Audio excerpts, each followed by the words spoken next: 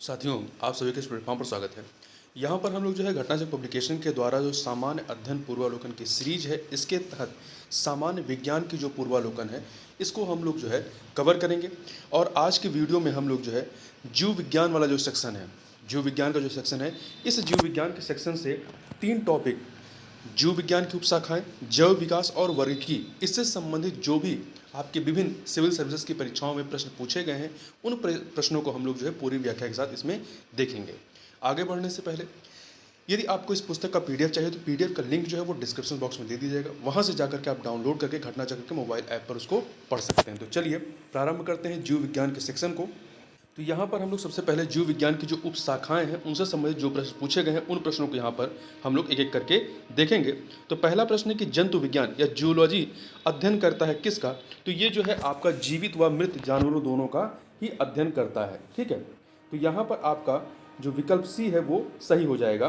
देखिए, जंतु विज्ञान जो है वो जीव विज्ञान बायोलॉजी की एक प्रमुख शाखा है जिसके जनक या फादर अरस्तु को माना जाता है।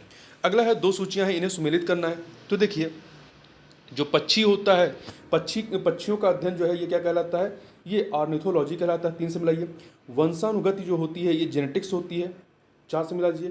पर्यावरण इकोलॉजी 2 से मिलाइए। जीवाश्म जो है पैलियो बायोलॉजी होती है, तो 1 से मिला दीजिए। तो आपका 3 4 2 1 आपका बी ऑप्शन हो जाएगा। फिर से देख सकते हैं, पक्षियों के अध्ययन को ऑर्निथोलॉजी कहते हैं, वंशानुगति जेनेटिक्स, पर्यावरण इकोलॉजी, जीवाश्म पैलियो बायोलॉजी। अगला है फूलों के अध्ययन क्या कहते हैं? फूलों के अध्ययन को जो है क्या कहते हैं? एंथोलॉजी कहते हैं। ध्यान रखिएगा, फूलों के अध्ययन को जो है एंथोलॉजी कहते हैं। जबकि अन्य जो है फ्रेनोलॉजी जो है ये मस्तिष्क के विभिन्न भागों की क्रियाशीलता तथा विक्षिप्तता का अध्ययन करता है। वहीं एंथोलॉजी में फूलों का अध्ययन होता है। एग्रेस्टोलॉजी में घास से संबंधित अध्ययन किए जाते हैं। पैलिनोलॉजी विभिन्न प्रकार के परागकणों का अध्ययन किया जाता है। देखिए यहाँ पे पैलिनोलॉजी है, इसके पहले हम लोगों ने पढ़ा था क्या? जीवाश्म के अध्ययन को पैलियो बायोलॉजी। तो दोनों में कंफ्यूज मत होइएगा, जीवाश्म के अध्ययन को पैलियो बायोलॉजी कहते हैं, जबकि आपका विभिन्न प्रकार के परागकणों का जो अध्ययन होता है उसे पैलिनोलॉजी कहते हैं। अगला है कीटों के वैज्ञानिक अध्ययन क्या कहते हैं? कीटों के वैज्ञानिक अध्ययन को जो है इसे एंटोमोलॉजी कहते हैं। वहीं अन्य को देखें तो इक्थियोलॉजी जो है ये मत्स्य की संरचना, कार्यकी इत्यादि का अध्ययन है। वहीं एंटोमोलॉजी कीटों का वैज्ञानिक अध्ययन है। पैरासिटोलॉजी जो है ये परजीवी जीवों का अध्ययन है। मेलकोलॉजी जो है मोलास्क और इनके खोलों या सेल्स जो होते हैं उनका अध्ययन है। निम्नलिखित में से कौन सा विषय जनसंख्या एवं मानव समुदायों के महत्वपूर्ण आंकड़ों के अध्ययन संबंधित है? तो ये जननांकी या डेमोग्राफी होती है। ठीक है, जननांकी सी ऑप्शन हो जाएगा। अगला प्रश्न है कि विभिन्न संस्कृतियों के वैज्ञानिक विवरण के तुलनात्मक अध्ययन को क्या कहते हैं? इसे इथनोलॉजी कहते हैं। विभिन्न संस्कृतियों के वैज्ञानिक विवरण के तुलनात्मक अध्ययन को इथनोलॉजी कहा जाता है। अन्य को देखें, देखिए इथनोलॉजी क्या है? विभिन्न संस्कृतियों के वैज्ञानिक विवरणों का तुलनात्मक अध्ययन है। वहीं इथनोग्राफी क्या होता है? ये किसी विशिष्ट संस्कृति का अध्ययन होता है। इथोलॉजी क्या है? ये मानव सहित सभी जंतुओं के व्यवहार का अध्ययन करता है। इथिक्स क्या होता है? नैतिक आचार तथा कर्तव्य का मनोवैज्ञानिक अध्ययन है। अगला है जैविक जगत में होने वाले कार्य, गुण या पद्धति के अध्ययन के इस ज्ञान को मशीनी जगत में उपयोग करने को क्या कहते हैं? इसे बायोनिक्स कहते हैं। क्या कहते हैं? बायोनिक्स कहते हैं। वहीं बायोनॉमिक्स क्या होता है?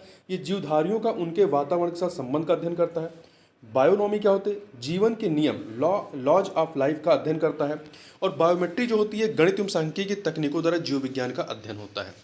अगला है पैलियो वनस्पति के अंतर्गत अध्ययन करते हैं किसका? तो पैलियो वनस्पति के अंतर्गत जो है हम लोग जो है जंतु जीवाश्म का अध्ययन किया जाता है। पैलियो वनस्पति या पैलियो बॉटनी के अंतर्गत पादप जीवाश्मों का अध्ययन किया जाता है। यहाँ ध्यान रखिएगा, प्रोफेसर बीरबल साहनी को भारतीय जीवाश्म वनस्पति विज्ञान का जनक कहा जाता है या माना जाता है। Father of Indian palaeo botany का जनक कहा जाता है प्रोफेसर बीरबल साहनी को। रेशम कीट पालन को कहते हैं क्या? तो इसे जो है आप सेरीकल्चर कहते हैं, सेरीकल्चर के नाम से जानते हैं। अन्य को देखें, एपीकल्चर क्या होता है? ये व्यापारिक स्तर पर शहद उत्पादन तथा फसलों में परागण हेतु मधुमक्खी पालन होता है। हॉर्टिकल्चर क्या होता है? ये पुष्प एवं फल देने वाले पौधों का, हॉर्टिकल्चर जो है पुष्प एवं फल देने वाले पौधों का अध्ययन है। सेरीकल्चर क्या है? ये कच्चे रेशम के उत्पादन हेतु रेशम कीट का पालन होता है, जबकि फ्लोरिकल्चर ये सजावट के लिए काम आने वाले पुष्पों का अध्ययन है। मधुमक्खी का उपयोग किया जाता है किस लिए? तो मधुमक्खी का जो उपयोग है ये एपीकल्चर में होता है, शहद निर्माण के लिए। अगला है आपका फूलों की खेती। फूलों की यहाँ पे बताना है निम्नलिखित में कौन सा एक सही सुमेलित नहीं है। खेती और खेती का नामकरण। फूलों की खेती को फ्लोरिकल्चर कहते हैं, फसलों की खेती को एग्रोनॉमी कहते हैं, सब्जियों की खेती को जो है हॉर्टिकल्चर नहीं कहते हैं बल्कि ओलरीकल्चर कहते हैं। सब्जियों की खेती या कृषि को ओलरीकल्चर कहा जाता है, हॉर्टिकल्चर नहीं कहते हैं। ठीक है, हॉर्टिकल्चर क्या है? हॉर्टिकल्चर या बागवानी कृषि की विशेष पद्धति है। इसके साथ फलों की कृषि, सब्जियों की कृषि तथा फूलों की कृषि, ये तीनों ही आ जाते हैं। ठीक है, तो यहाँ अलग से सब्जियों की खेती पूछा है तो यहाँ पे ओलरीकल्चर आ जाएगा, क्योंकि हॉर्टिकल्चर के तहत आपका फलों की कृषि मतलब पोमोलॉजी, सब्जियों की कृषि ओलरीकल्चर और फूलों की कृषि फ्लोरिकल्चर, ये तीनों आएंगे। फलों की खेती क्या कहते हैं? पोमोलॉजी। आगे चलते हैं। अगला प्रश्न है कि सब्जी के लिए काम आने वाले पौधों के अध्ययन को क्या कहते हैं? तो यहाँ पर देखिए आप, इसे ओलरीकल्चर कहते हैं। निम्नलिखित में से कौन सा सही सुमेलित नहीं है? तो देखिए, एपीकल्चर क्या होता है? शहद की मधुमक्खी के अध्ययन के लिए होता है। सेरीकल्चर सिल्क वर्म से संबंधित है। पीसीकल्चर लाख का कीड़ा नहीं है बल्कि पीसीकल्चर जो है मछली पालन से संबंधित है। ठीक है, हॉर्टिकल्चर फूल, तो हॉर्टिकल्चर में फूल, फल और सब्जी, इन तीनों का उत्पादन आएगा। अगला प्रश्न है कि निम्नलिखित में से कौन सी जोड़ी सही सुमेलित है शब्द और अर्थ में? लेक्सिकोग्राफी क्या होती है? ये शब्दकोश का संकलन होता है। लेक्सिकोग्राफी शब्दकोश का संकलन होता है, तो ए वाला सही है। जबकि अन्य फिलोलॉजी क्या होता है? ये भाषा की संरचना में विकास एवं इतिहास का अध्ययन करता है। एंटोमोलॉजी कीटों का अध्ययन होता है। आइकनोग्राफी जो होता है, आइकनोग्राफी प्रतिमाओं या चित्रकला का अध्ययन होता है। अगला है लेक्सिकोग्राफी का संबंध किससे होता है? तो इसका संबंध शब्दकोश के संयोजन से है। ठीक है, लेक्सिकोग्राफी का संबंध शब्दकोश के संयोजन से है। बीटी कल्चर के द्वारा निम्नलिखित में से क्या उत्पादित करते हैं? कौन एक उत्पादित होता है? तो अंगूर उत्पादित होता है। ठीक है, देखिए कीट संवर्धन, वर्मी कल्चर क्या है? वर्मी कल्चर जो है आपका कीटों की वृद्धि करने का विज्ञान है। कीटों की वृद्धि करने का विज्ञान। कीट संवर्धन कीटों जैसे केचुआ की वृद्धि करने का विज्ञान है। केचुआ को कृषकों का मित्र एवं भूमि की आंत कहा जाता है। केचुआ खाद या वर्मी कंपोस्ट पोषक पदार्थों से भरपूर एक उत्तम जैव उर्वरक होता है। अगला है वर्मी कल्चर में प्रयुक्त वर्म कौन सा होता है? तो ये अर्थवर्म होता है। कौन सा होता है? अर्थवर्म होता है। जेनेटिक्स निम्न से किसका अध्ययन है? तो जेनेटिक्स जो है अनुवांशिकता और विचरण का अध्ययन है। अगला है जेरेंटोलॉजी, निम्नलिखित में से किसके अध्ययन संबंधित है? तो ये वृद्ध के अध्ययन से संबंधित है। जेरेंटोलॉजी जीव विज्ञान की उपशाखा है जिसका संबंध वृद्ध व्यक्तियों से होता है। ठीक है, वृद्धावस्था में मांसपेशियां शिथिल हो जाती है, शरीर के अंग भी युवावस्था की तरह कार्य नहीं कर पाते हैं। अगला प्रश्न है आपका कि वृद्धावस्था एवं काल प्रभाव के विषय में ज्ञान प्राप्त करने की विधा को कहते हैं, इसे क्या कहते हैं? इसे जेरेंटोलॉजी कहते हैं। क्या कहते हैं? जेरेंटोलॉजी कहते हैं। ठीक है, वहीं ऑन्कोलॉजी क्या होता है? जो पहला विकल्प में, ऑन्कोलॉजी चिकित्सा विज्ञान की वह शाखा है जिसके अंतर्गत कैंसर से संबंधित ट्यूमर का अध्ययन किया जाता है ऑन्कोलॉजी में। वहीं आपका टेरेटोलॉजी में क्या होता है? टेरेटोलॉजी शारीरिक विकास में आने वाली असमानताओं का अध्ययन करता है। वहीं ऑर्निथोलॉजी जो जंतु विज्ञान की वह शाखा है जिसके तहत पक्षियों का अध्ययन किया जाता है। जीर्ण या वृद्ध होने की प्रक्रिया के अध्ययन को क्या कहते हैं? जेरेंटोलॉजी कहते हैं। पेडोलॉजी निम्न विज्ञान अध्ययन संबंधित है किससे? तो ये मिट्टी के अध्ययन से संबंध है। पेडोलॉजी जो है ये मिट्टी के अध्ययन से संबंधित है। देखिए, पेडोलॉजी के अंतर्गत मृदा या मिट्टी निर्माण, मृदा के प्रकार इत्यादि का अध्ययन करते हैं। मृदा एक भौतिक घटक है, फिजिकल फैक्टर है जिससे हरे पौधे कच्चे पदार्थ के रूप में जल एवं खनिज लवण प्राप्त करते हैं। मिट्टी भौतिक चट्टान के अक्षय या वेदरिंग से निर्मित होती है। अगला प्रश्न है कि अस्थियों का अध्ययन विज्ञान की किस शाखा के अंदर किया जाता है? ऑस्टियोलॉजी के तहत। ठीक है, ओरोलॉजी के तहत पर्वतों का अध्ययन होता है। शेरोलॉजी के तहत रुधिर सीरम का वैज्ञानिक अध्ययन होता है शेरोलॉजी में। जियोलॉजी में पृथ्वी की आंतरिक संरचना तथा उसमें पाए जाने वाले पदार्थों का अध्ययन किया जाता है। तो याद रखिएगा। अगला प्रश्न है कि हड्डियों की पढ़ाई विज्ञान के किस शाखा के अंतर्गत होती है? तो अभी हमने देखा ऑस्टियोलॉजी के तहत। किसके तहत? ऑस्टियोलॉजी के तहत होती है। सर्पों के विषय में जानकारी प्राप्त करना कहलाता है, क्या कहलाता है? सर्पेटोलॉजी। क्या कहलाता है? सर्पेटोलॉजी कहलाता है। ठीक है, इसके तहत सर्पों का अध्ययन किया जाता है।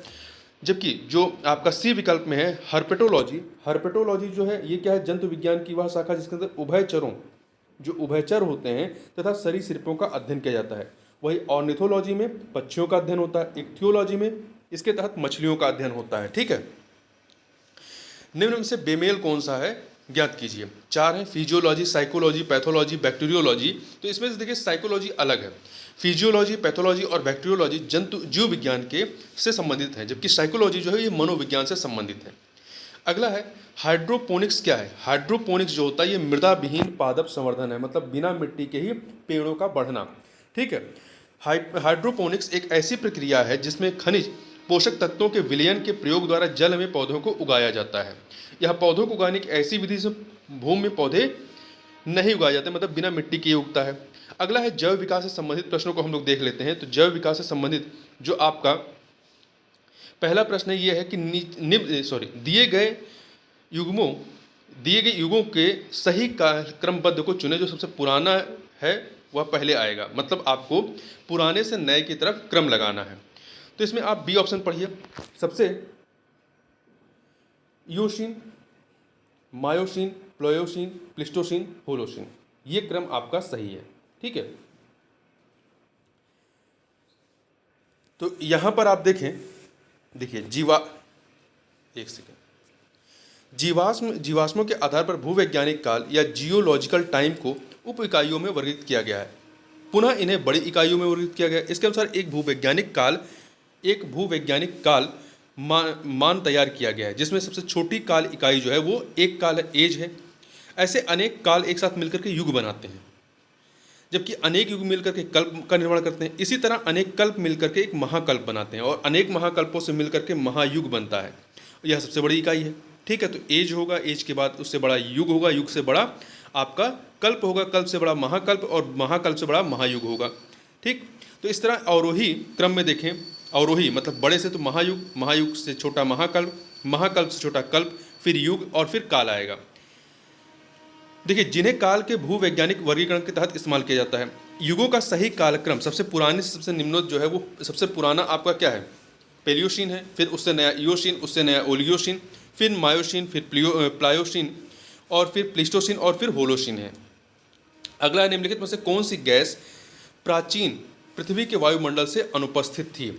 तो देखिए, प्राचीन पृथ्वी के वायुमंडल में आपका मीथेन, अमोनिया, कार्बन डाइऑक्साइड था, परंतु ऑक्सीजन नहीं था, ऑक्सीजन गैस अनुपस्थित थी। ठीक, अगला है निम्नलिखित कथनों पर विचार कीजिए। यहाँ पर आपके पास जो है तीन कथन दिए गए हैं और बताना है इनमें से सही कौन से हैं। तो देखिए, पहला कथन है कि पृथ्वी का चुंबकीय क्षेत्र हर कुछ 100,000 सालों में उत्क्रमित रिवर्स्ड हुआ है, ये सही है।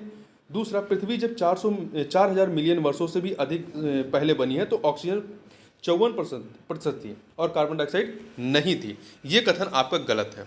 ठीक है, दूसरा कथन गलत है। तीसरा, जब जीवित जीव पैदा हुए उन्होंने पृथ्वी के आरंभिक वायुमंडल को बदल दिया, ये सही है। तो पहला और तीसरा सही है, दूसरा कथन आपका गलत है। देखिए, पूरा चुंबकत्व के अध्ययन से इस तथ्य का पता चलता है कि भूपर्पटी पर पाई जाने वाली कुछ शैलों का चुंबकन पृथ्वी के मुख्य चुंबकीय क्षेत्र की दिशा में नहीं बल्कि उसकी विपरीत दिशा में है। अनुमान है कि पिछले कुछ वर्षों में प्रति मिलियन वर्ष एक या दो बार उत्क्रमण हुआ है, इसलिए पहला कथन सही है। दूसरा, पृथ्वी की उत्पत्ति के समय वायुमंडल में ऑक्सीजन उपस्थित नहीं थी, बल्कि वायुमंडल ज्वालामुखी गैसों यथा नाइट्रोजन, कार्बन डाइऑक्साइड तथा मीथेन का मिश्रण था।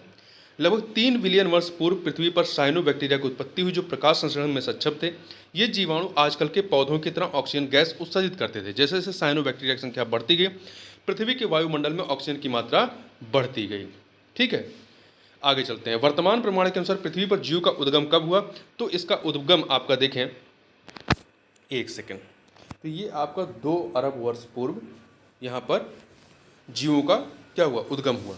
ठीक है, वर्तमान प्रमाण के अनुसार पृथ्वी पर कोशिकीय रूप से जीव का उद्गम या ओरिजिन लगभग 2 अरब वर्ष पूर्व हुआ। प्रारंभ में जीव साधारणतः एक कोशिकीय यूनिसेलुलर थे, फिर बाद में बहुकोशिकीय जीवों का विकास हुआ, जो कि यूकैरियोटिक कोशिका वाले होते थे। ठीक है, जो यूकैरियोटिक कोशिका वाले होते हैं वो आपके बहुकोशिकीय होते हैं, जबकि प्रोकैरियोटिक जो होते हैं कोशिका वाले वो एक कोशिकीय यूनिसेलुलर होते हैं। ज्ञातव्य है कि जीवाणु तथा नीले हरे शैवाल साधारण किस्म के प्रोकैरियोटिक कोशिका वाले होते हैं। अगला प्रश्न है, पृथ्वी पर सबसे पुराना जीव कौन सा है? तो ये है नीलहरित शैवाल। नीलहरित शैवाल जो है सबसे पुराना जीव है। देखिए, पृथ्वी पर सबसे पुराना जीव नीलहरित शैवाल है। ये ऐसे प्रथम जीव हैं जिन्होंने सूर्य के प्रकाश एवं जल के प्रयोग से भोजन का निर्माण करना प्रारंभ किया। इस प्रक्रिया से उत्पन्न हुई ऑक्सीजन गैस वायुमंडल में फैलने लगी, जो अन्य जीवों के विकास में सहायक हुई। पुस्तक दी ऑरिजिन ऑफ स्पीसीज किसने लिखी है? तो ये आपका डार्विन की पुस्तक है। डार्विन की, चार्ल्स डार्विन, जो कि इंग्लैंड के जैव विकासविद थे, इनकी पुस्तक है। इनके द्वारा प्रस्तुत विकासवाद को डार्विनवाद या प्राकृतिक वर्णवाद कहते हैं, थ्योरी ऑफ नेचुरल सिलेक्शन कहते हैं। अगला प्रश्न है कि डार्विन द्वारा प्रस्तुत प्राकृतिक वर्णवाद निम्न से किस पर आधारित है? तो ये जो है आपका over production, struggle for existence and variations, survival of the fittest, इन सभी पर आधारित है। ठीक है, तो यहाँ पर डी ऑप्शन हो जाएगा, यहाँ पर आपका डी ऑप्शन हो जाएगा। अगला है, विकासवाद का सिद्धांत किसने प्रस्तुत किया? डार्विन ने। किसने दिया था? ये डार्विन का है।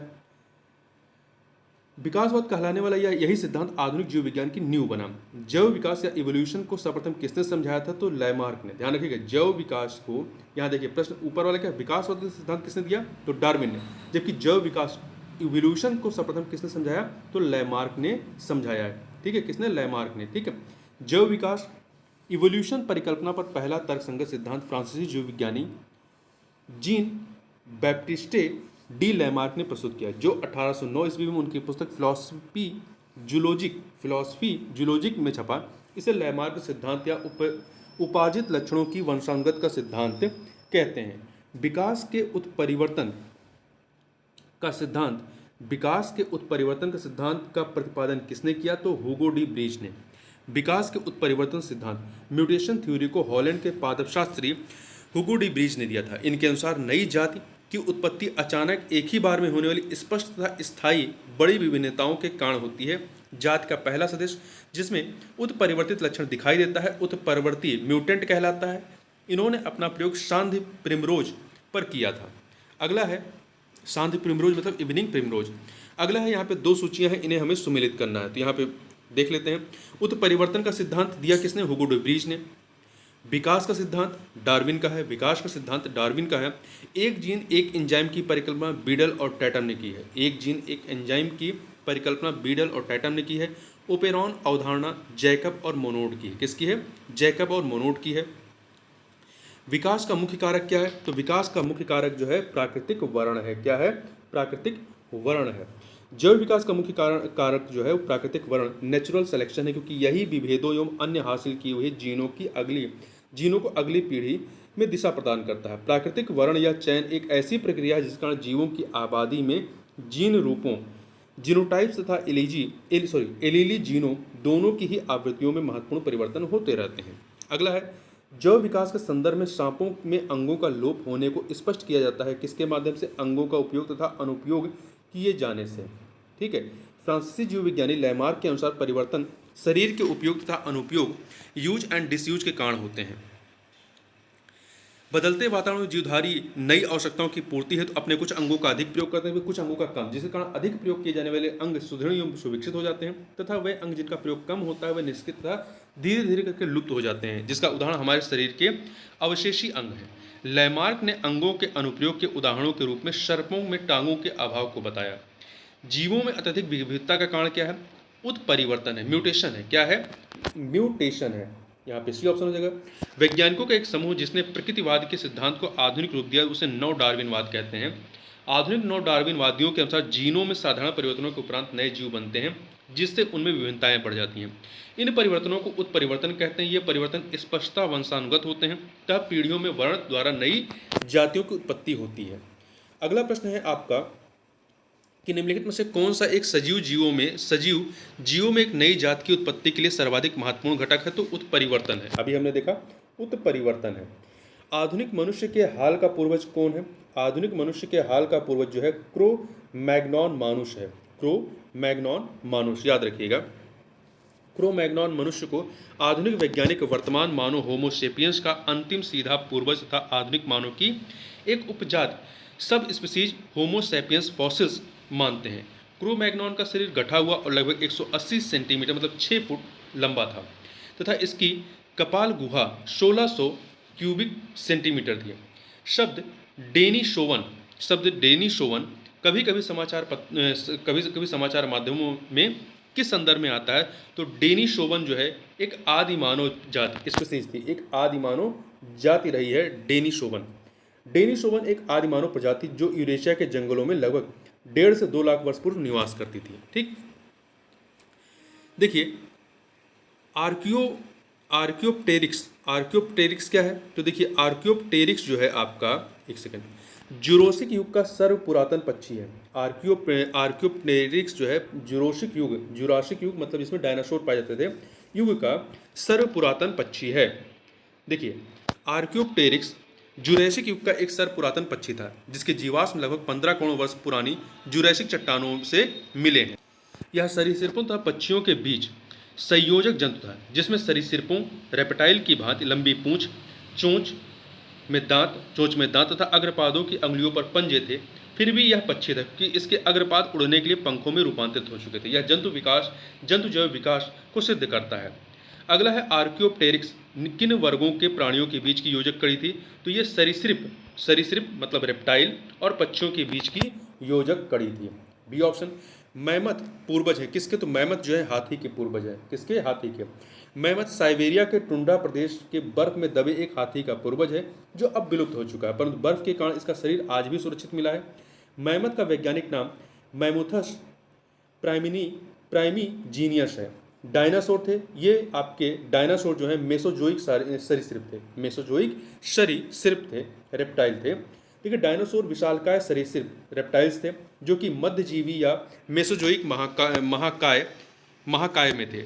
मध्यजीवी महाकाय या मेसोजोइक महाकाय को 3 कल्पों ट्रायसिक कल्प, जुरासिक कल्प तथा क्रिस्टेशियस कल्प में बांटा गया। क्रिस्टेशियस में डायनासोर पुष्पीय पादपों स्तनियों का विकास होता रहा, किंतु अंतिम चरण में उत्तरी महाद्वीपों के जुड़ने, गोंडवाना महाद्वीप के पृथक होने तथा पृथ्वी पर उल्कापिंडों के गिरने से डायनासोर सहित लगभग 76% जातियों की व्यापक विलुप्ति हुई।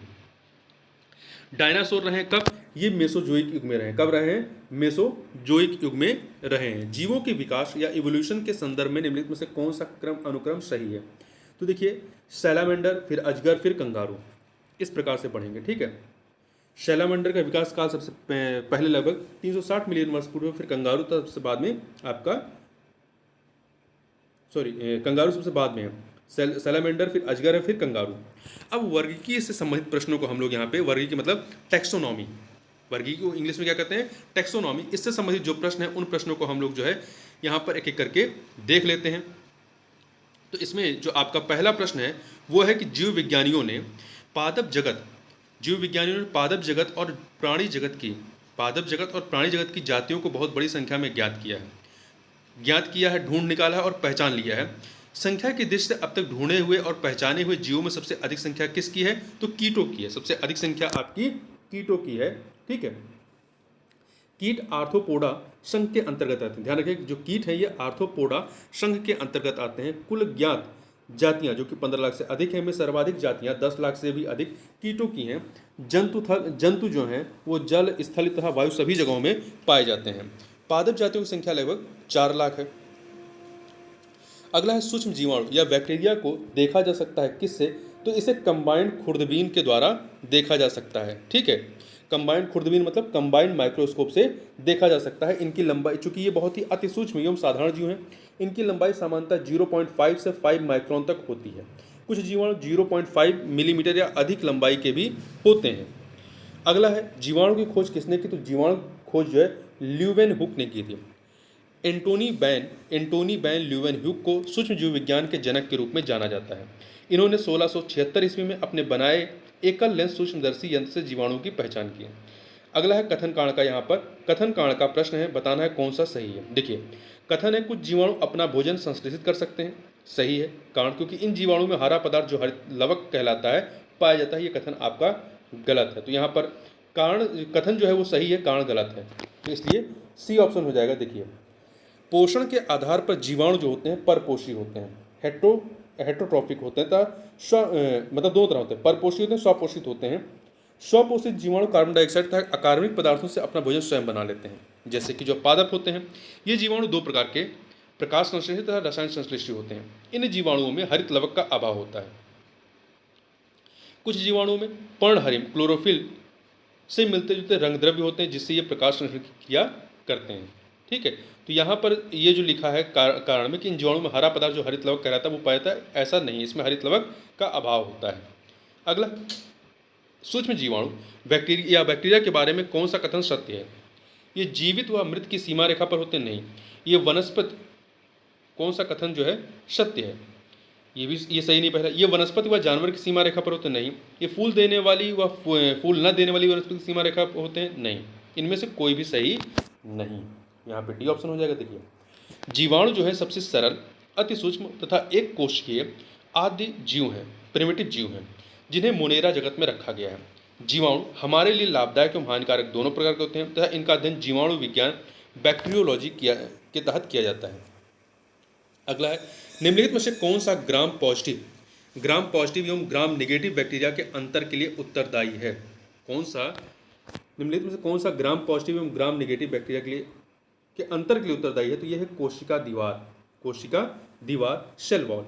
ग्राम पॉजिटिव एवं ग्राम नेगेटिव जीवाणुओं की आंतरिक संरचनाएं समान, परंतु बाह्य संरचनाएं जो होती हैं भिन्न भिन्न होती हैं। कोशिका दीवार सेल वॉल की संरचना, इसके अवयव तथा उसकी कार्यप्रणाली ग्राम पॉजिटिव जीवाणु को ग्राम नेगेटिव जीवाणु से भिन्न करती है। सबसे छोटा जीव जो स्वयं विकास एवं प्रजनन करने में समर्थ है वो कौन सा है? 4 विकल्प है, विषाणु, जीवाणु, माइकोप्लाज्मा, बैक्टीरियोफोज। तो इसमें माइक्रोप्लाज्मा है। माइकोप्लाज्मा जो है ये सबसे छोटा प्रोकैरियोटिक जीव है। ध्यान रखिएगा, प्रोकैरियोटिक जीव मतलब एक कोशिकीय है जो स्वयं विकास एवं प्रजनन करने में समर्थ होता है, इसमें कोशिकाभित्ति नहीं पाई जाती है। अगला है, कथन कांड का प्रश्न है आपका कि अमीबा विभंजन मतलब फिजन द्वारा जनन करता है। अमीबा विभंजन द्वारा जनन करता है, सही है। कारण क्योंकि सभी एक कोशिकीय जीव अलैंगिक विधियों से जनन करते हैं और ये एक कोशिकीय जीव है, तो कथन कांड दोनों सही है और स्पष्टीकरण भी है, इसलिए ए ऑप्शन यहाँ पर सही हो जाएगा। अमीबा एक प्रोटोजोआ एक कोशिकीय जंतु है, यूनिसेलुलर बैक्टीरिया है जो कि प्रायः द्विखंडन विधि द्वारा जनन करता है। प्रायः सभी एक कोशिकीय जीव अलैंगिक विधि असेक्सुअल मेथड द्वारा जनन क्रिया करते हैं। अगला है, निम्नलिखित पर विचार कीजिए। 3 चीजें हैं, जीवाणु, कवक और विषाणु। उपयुक्त में से किन्हें कृत्रिम या संश्लेषित माध्यम में संवर्धित किया जा सकता है? तो देखिए, जीवाणु और कवक को, बैक्टीरिया और फंगी को किया जा सकता है, वायरस को नहीं किया जा सकता है। तो यहाँ पर आपका ए ऑप्शन हो जाएगा, जीवाणु और कवक। कृत्रिम एवं संश्लेषित माध्यम से बैक्टीरिया को संवर्धित किया जा सकता है। शोधकर्ताओं ने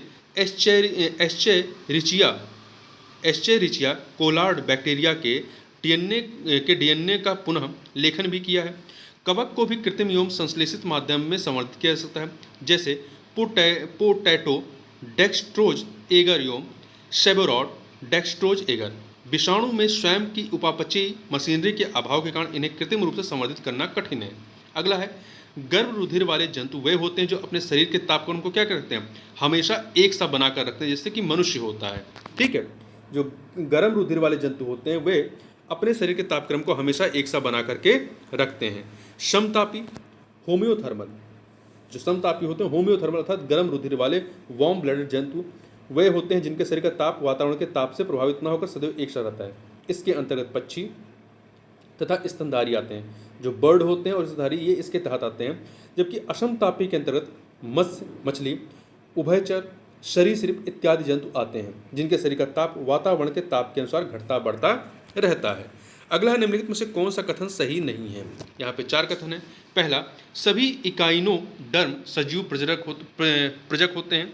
सभी इकाइनोडर्म सजीव प्रजक होते हैं, ये कथन सही नहीं है। दूसरा, गोल कृमि में कोई परिसंचरण तंत्र नहीं होता, सही है। अस्थिल मछलियों में वाताशय आमतौर से विद्यमान होता है, सही है। उपास्थिसम मछलियों में निषेचन आंतरिक होता है, ये भी सही है। देखिए, इकाइनोडर्म के बारे में बात करें तो इकाइनोडर्म समुद्र में पाए जाने वाले पंचतई अरीय समिति पेंटामेरस रेडियल सिमेट्री वाले ड्यूटरोस्टोमी यूशिलोमेट यूमेटाजोआ होते हैं, जिनकी डिंभक प्रावस्था में शरीर की सममिति द्विपार्श्वीय बायलैटरल होती है तथा सभी इकाइनोडर्म जो है वो सजीव प्रजक नहीं होते हैं। तो यहाँ पहला कथन क्या है? सभी इकाइनोडर्म सजीव प्रजक होते हैं, तो ये कथन गलत है क्योंकि सभी इकाइनोडर्म सजीव प्रजक नहीं होते हैं। अगला प्रश्न, निम्न से कौन से जीव में रक्त नहीं होता किंतु वे सांस लेते हैं? तो जो हाइड्रा होता है, हाइड्रा में रक्त नहीं होता किंतु वे सांस लेते हैं। ठीक है, हाइड्रा में रक्त नहीं होता किंतु वे श्वसन अर्थात गैसों का आदान प्रदान विषण विषण या डिफ्यूजन द्वारा होता है। तिलचट्टा वायु नलिका से। केचुआ जो तिलचट्टा जो है वायु नलिका से लेता है, शोषण करता है। केचुआ जो होता है त्वचा से तथा मछलियाँ क्लोयम गिल द्वारा शोषण करती हैं, लेकिन इनमें रक्त होता है। ध्यान रखिए केचुआ त्वचा से करता है। अगला है निम्नलिखित में से कौन मछली नहीं है? स्टार फिश, शाह फिश, पाई फिश, गिटार फिश। तो इसमें स्टार फिश जो होती है, स्टार फिश आपकी मछली नहीं है। ठीक है, कुछ समुद्री जंतुओं के नाम मछली के नाम से मिलते जुलते हैं, परंतु ये मछलियाँ नहीं हैं। देखिए आपकी jellyfish, starfish, silverfish, cuttlefish, hagfish, razorfish, crayfish, ये मछलियाँ नहीं हैं। फिर से नाम देख लीजिए, जेली फिश है, starfish, jellyfish, starfish, आपका silverfish, cuttlefish, hagfish, razorfish, crayfish. ठीक, अगला प्रश्न है आपका, निम्न से कौन एक वास्तविक मीन या मछली है? तो देखिए सिल्वर अभी हम लोगों को पढ़ा, रजत मीन मतलब सिल्वर फिश, ये नहीं है। क्रे फिश ये भी नहीं है। जेली फिश ये भी नहीं है। कैट फिश ये मछली है। ठीक है, कैट फिश, कैटल फिश नहीं है। देखिए कैट और कैटल में कन्फ्यूज मत होइएगा। कैटल फिश जो है आपकी मछली के तहत नहीं आती, परंतु कैट फिश मछली के तहत आती है। देखिए जो रजत मीन होता है, सिल्वर फिश, ये छोटा पंखहीन कीट होता है। क्रे फिश एक कड़े खोल वाला जानवर है। जेली फिश कशेरुकी जंतु नहीं है, तो यह मछली की श्रेणी में नहीं आते हैं। कैट फिश जो है वास्तविक मछली होती है, मीन होती है। इनमें से कौन सी वास्तविक रूप से मछली है? तो देखिए स्टार फिश, जेली फिश, हैग फिश, ये मछली नहीं, परंतु समुद्री घोड़ा जो है ये आपका मछली होती है। ठीक है, अगला है निम्नलिखित में से कौन एक मछली है? समुद्री कुकुम्बर, खीरा, समुद्री गाय, समुद्री बाघ, समुद्री घोड़ा। तो समुद्री घोड़ा आपका मछली के तहत आती है, अन्य नहीं आएंगे। शार्क मछली में कितनी हड्डियां होती हैं? तो इसमें कोई हड्डी नहीं होती, शार्क में कोई भी हड्डी नहीं होती है। उपास्थि मतलब कार्टिलेज, जब अस्थि बोन में परिवर्तित होती है तब हड्डी बनती है। शार्क मछली का अंतःकंकाल तंत्र उपास्थि कार्टिलेज का बना होता है। नोनोकार्ड प्रायः वेस्ट में भी उपस्थित होती हैं, अतः शार्क मछली में हड्डियां नहीं पाई जाती हैं। ध्यान रखिएगा। निम्नलिखित में से कौन सा पक्षी नहीं है? Golden mahseer, Indian nightjar, white ibis, spoonbill. तो इसमें से गोल्डन महसीर जो है ये आपकी क्या है? मछली है। गोल्डन महसीर पक्षी नहीं मछली है। इसका वैज्ञानिक नाम पुरतोरा है।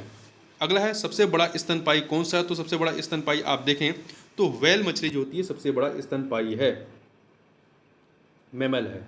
ठीक है, इसकी लंबाई ब्लू व्हेल जो होती है पृथ्वी पर पाया जाने वाला सबसे बड़ा स्तनपायी जीव है। इसकी लंबाई लगभग 33 मीटर लंबाई तथा वजन लगभग 180 मीट्रिक टन हो सकता है। व्हेल निम्न वर्गों में से किस वर्ग का प्राणी है? तो ये स्तनपायी है, मैमल है।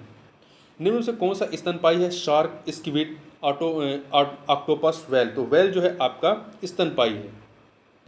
निम्नलिखित प्रजातियों में से कौन सी दांत वाली व्हेलों में विशालतम है? तो जो आपकी स्पर्म व्हेल है ये दांत वाली व्हेलों में सबसे विशालतम है, स्पर्म व्हेल।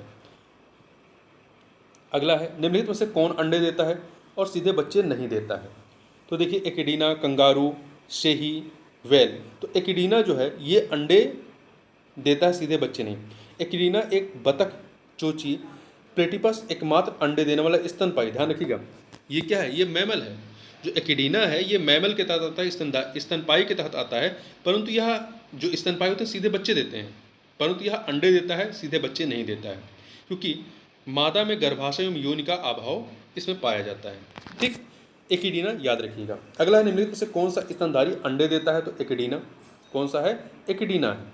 ठीक, अगला प्रश्न है आपका कि उड़ने वाला स्तनपायी कौन सा है? उड़ने वाला, तो देखिए जगुआर, शुतुरमुर्ग, पेलिकन, चमगादड़। तो इसमें चमगादड़ जो है, चमगादड़ ये उड़ने वाला स्तनपायी या मैमल है। देखिए चमगादड़ आकाश में उड़ने वाला एक स्तनधारी प्राणी है। यह पक्षी वर्ग में नहीं आता है। यह पूर्ण रूप से निशाचर प्राणी है। यह एकमात्र ऐसा स्तनधारी है जो उड़ सकता है। इसके अग्रबाहु पंख में परिवर्तित हो गए हैं, जो देखने में झिल्ली के समान लगते हैं। त्वचा की यह झिल्ली गर्दन से लेकर हाथ की अंगुलियों तथा शरीर के पार्श्व भाग से होती हुई पूंछ तक चली जाती है, जो कि पंख का निर्माण करती है। अगला निम्नलिखित उड़ने वाले जीवों में से कौन सा पक्षी वर्ग में नहीं आता है? पक्षी वर्ग में नहीं आता है। चमगादड़, कौवा, चील, तोता। तो चमगादड़ जो है ये मैमल्स होता है, स्तनपायी होता है, ना कि पक्षी वर्ग में आता है। निम्नलिखित जंतु पर विचार कीजिए। 3 है समुद्री गाय, समुद्री घोड़ा, समुद्री सिंह। इनमें से कौन से स्तनधारी हैं? देखिए समुद्री घोड़ा मछली होती है। समुद्री गाय जो है ये आपका मैमल्स में आते हैं तो समुद्री गाय और समुद्री सिंह। तो ए मतलब पहला और तीसरा, यहाँ पे बी ऑप्शन हो जाएगा।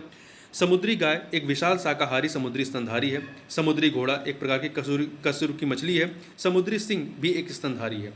डॉल्फिन वर्गीकृत किए जाते हैं किस में? तो डॉल्फिन जो होते हैं ये आपके स्तनधारी होते हैं, स्तनी में आते हैं। डॉल्फिन एक जलीय जीव है जिसे स्तनी वर्ग अर्थात मेमेलिया के गण सिटेसिया में रखा गया है। यह एक अत्यंत ही बुद्धिमान जंतु है जिसका शरीर धारा रेखित होता है।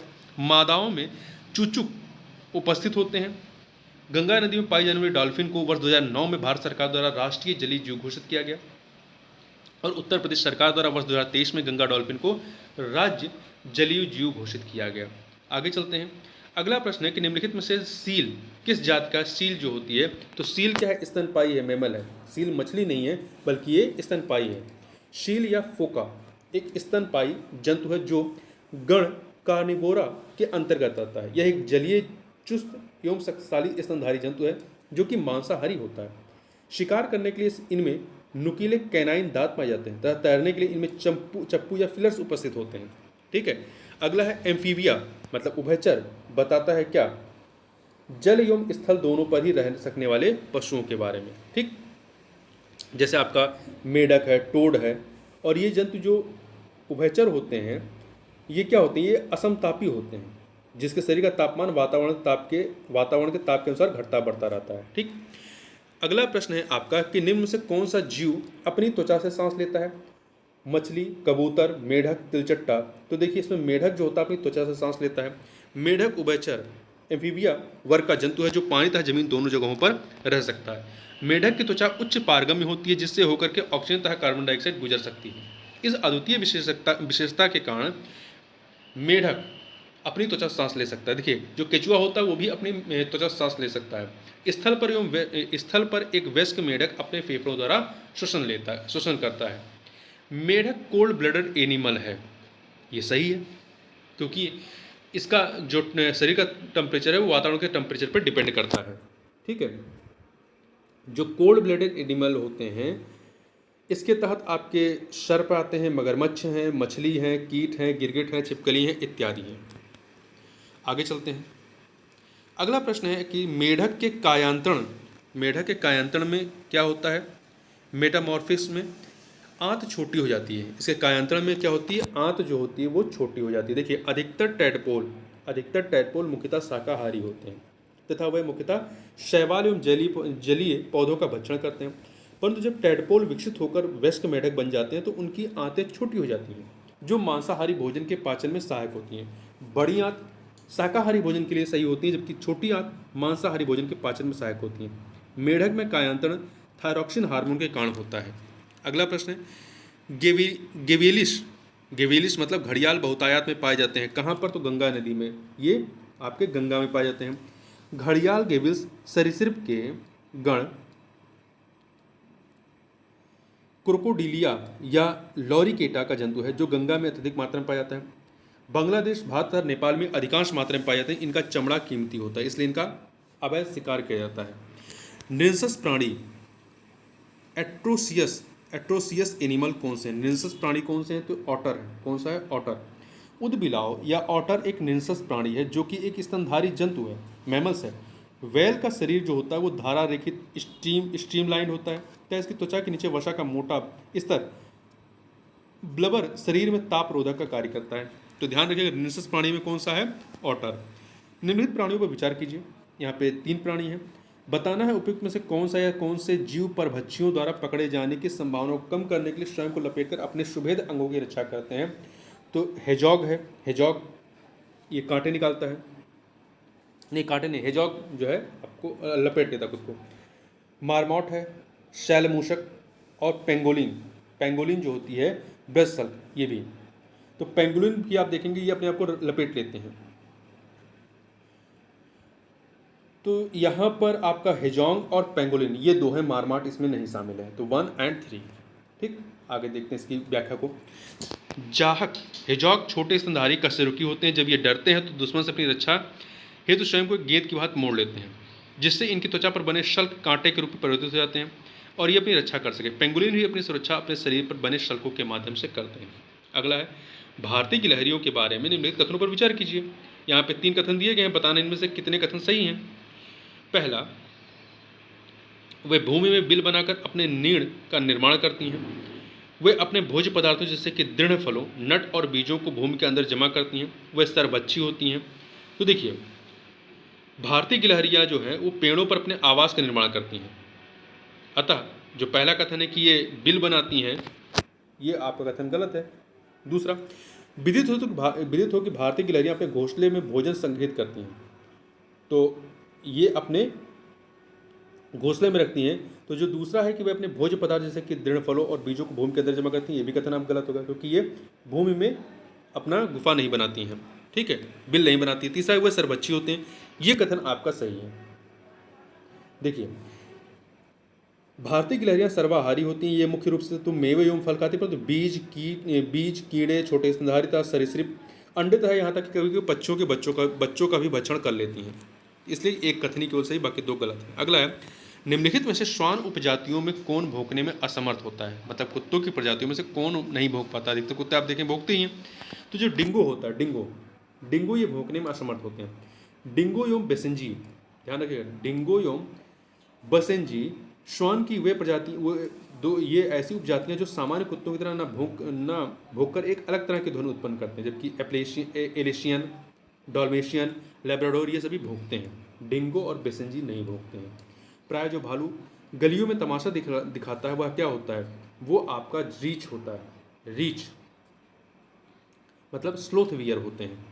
ये स्लोथ वियर होता है जो गण कार्निवोरा का सदस्य है, जो गण कार्निवोरा का सदस्य या चींटी, फल, दीमक आदि खाता है, या चींटी, फल, दीमक आदि खाता है। अगला, निम्नलिखित जानवरों में से कौन सा एक जानवर नहीं जिसे थोड़ा सफलतापूर्वक भाषा का उपयोग करना सिखाया गया है? तो यहाँ पे निम्नलिखित जानवरों से कौन सा एक जानवर नहीं है जिसे थोड़ा सफलतापूर्वक भाषा का उपयोग करना सिखाया गया? तो वनमानुष चिंपैंजी को सिखाया गया है, तोता को सिखाया गया है, बोल लेते हैं, डॉल्फिन, सूंस को, परंतु कुत्ता इसमें शामिल नहीं है, ठीक है। देखिए, वनमानुष, तोता तथा डॉल्फिन ही ऐसे जीव हैं जिन्हें कुत्ते की तुलना में कहीं अधिक भाषा का प्रयोग अर्थात संकेतों को समझना तथा परस्पर प्रेषित करना सिखाया जा सकता है। अगला है, निम्न में से कौन सा गुण मनुष्य को अन्य सभी वानर गुणों से पृथक करता है? तो पहला, वानर गुणों से जानने की इच्छा प्रकट करना, जानने की इच्छा प्रकट करना। निम्नलिखित में से कौन सा कपि नहीं है, एप नहीं है? गिबन, गोरिल्ला, लंगूर, ओरंगुटून। तो इसमें लंगूर जो होता है ये कप के तहत नहीं आएगा, जबकि अन्य कपि है, ठीक है, अन्य जो है कप के तहत आएंगे। लंगूर जो है कप वर्ग में नहीं बल्कि वानर वर्ग के तहत आता है।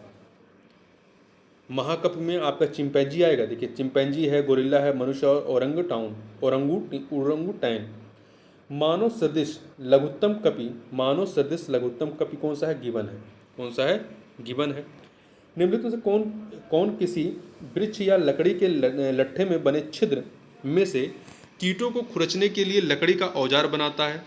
तो ये आपका कौन करता है? ओरंगुटैन, ठीक है, ये महाकप के तहत आता है। देखिए, शोधकर्ताओं द्वारा ओरंगुटैन को किसी वृक्ष या लकड़ी के लट्ठे में बने छिद्र में से कीटों को खुरचने के लिए लकड़ी का औजार बनाते देखा गया। ध्यातव्य कि ओरंगुटैन का अर्थ होता है जंगलों में रहने वाले इंसान। ये सबसे बड़े वृक्ष वार्षिक स्तनधारी हैं। ओरंगुटैन की 3 प्रजातियां होती हैं, बोर्नियान, सुमात्रान एवं तपनूली। ये तीनों प्रजातियां ही संकटग्रस्त हैं। पांडा भी उसी कुल का है जिसका कौन है? भालू। भालू के कुल उरेशियड के अंतर्गत ही पांडा भी एक प्रजाति है। यह अपने श्वेत श्याम, ऊर्णाजिन और स्थूल शरीर के लिए प्रसिद्ध है। अगला, निम्नलिखित जंतुओं में से किसमें 3 प्रकोष्ठ वाला हृदय होता है? तो 3 प्रकोष्ठ वाला हृदय आपका किसमें होता है? मेढक में होता है। मेढक उभयचर होता है। मेढक, सांप एवं छिपकलियाँ।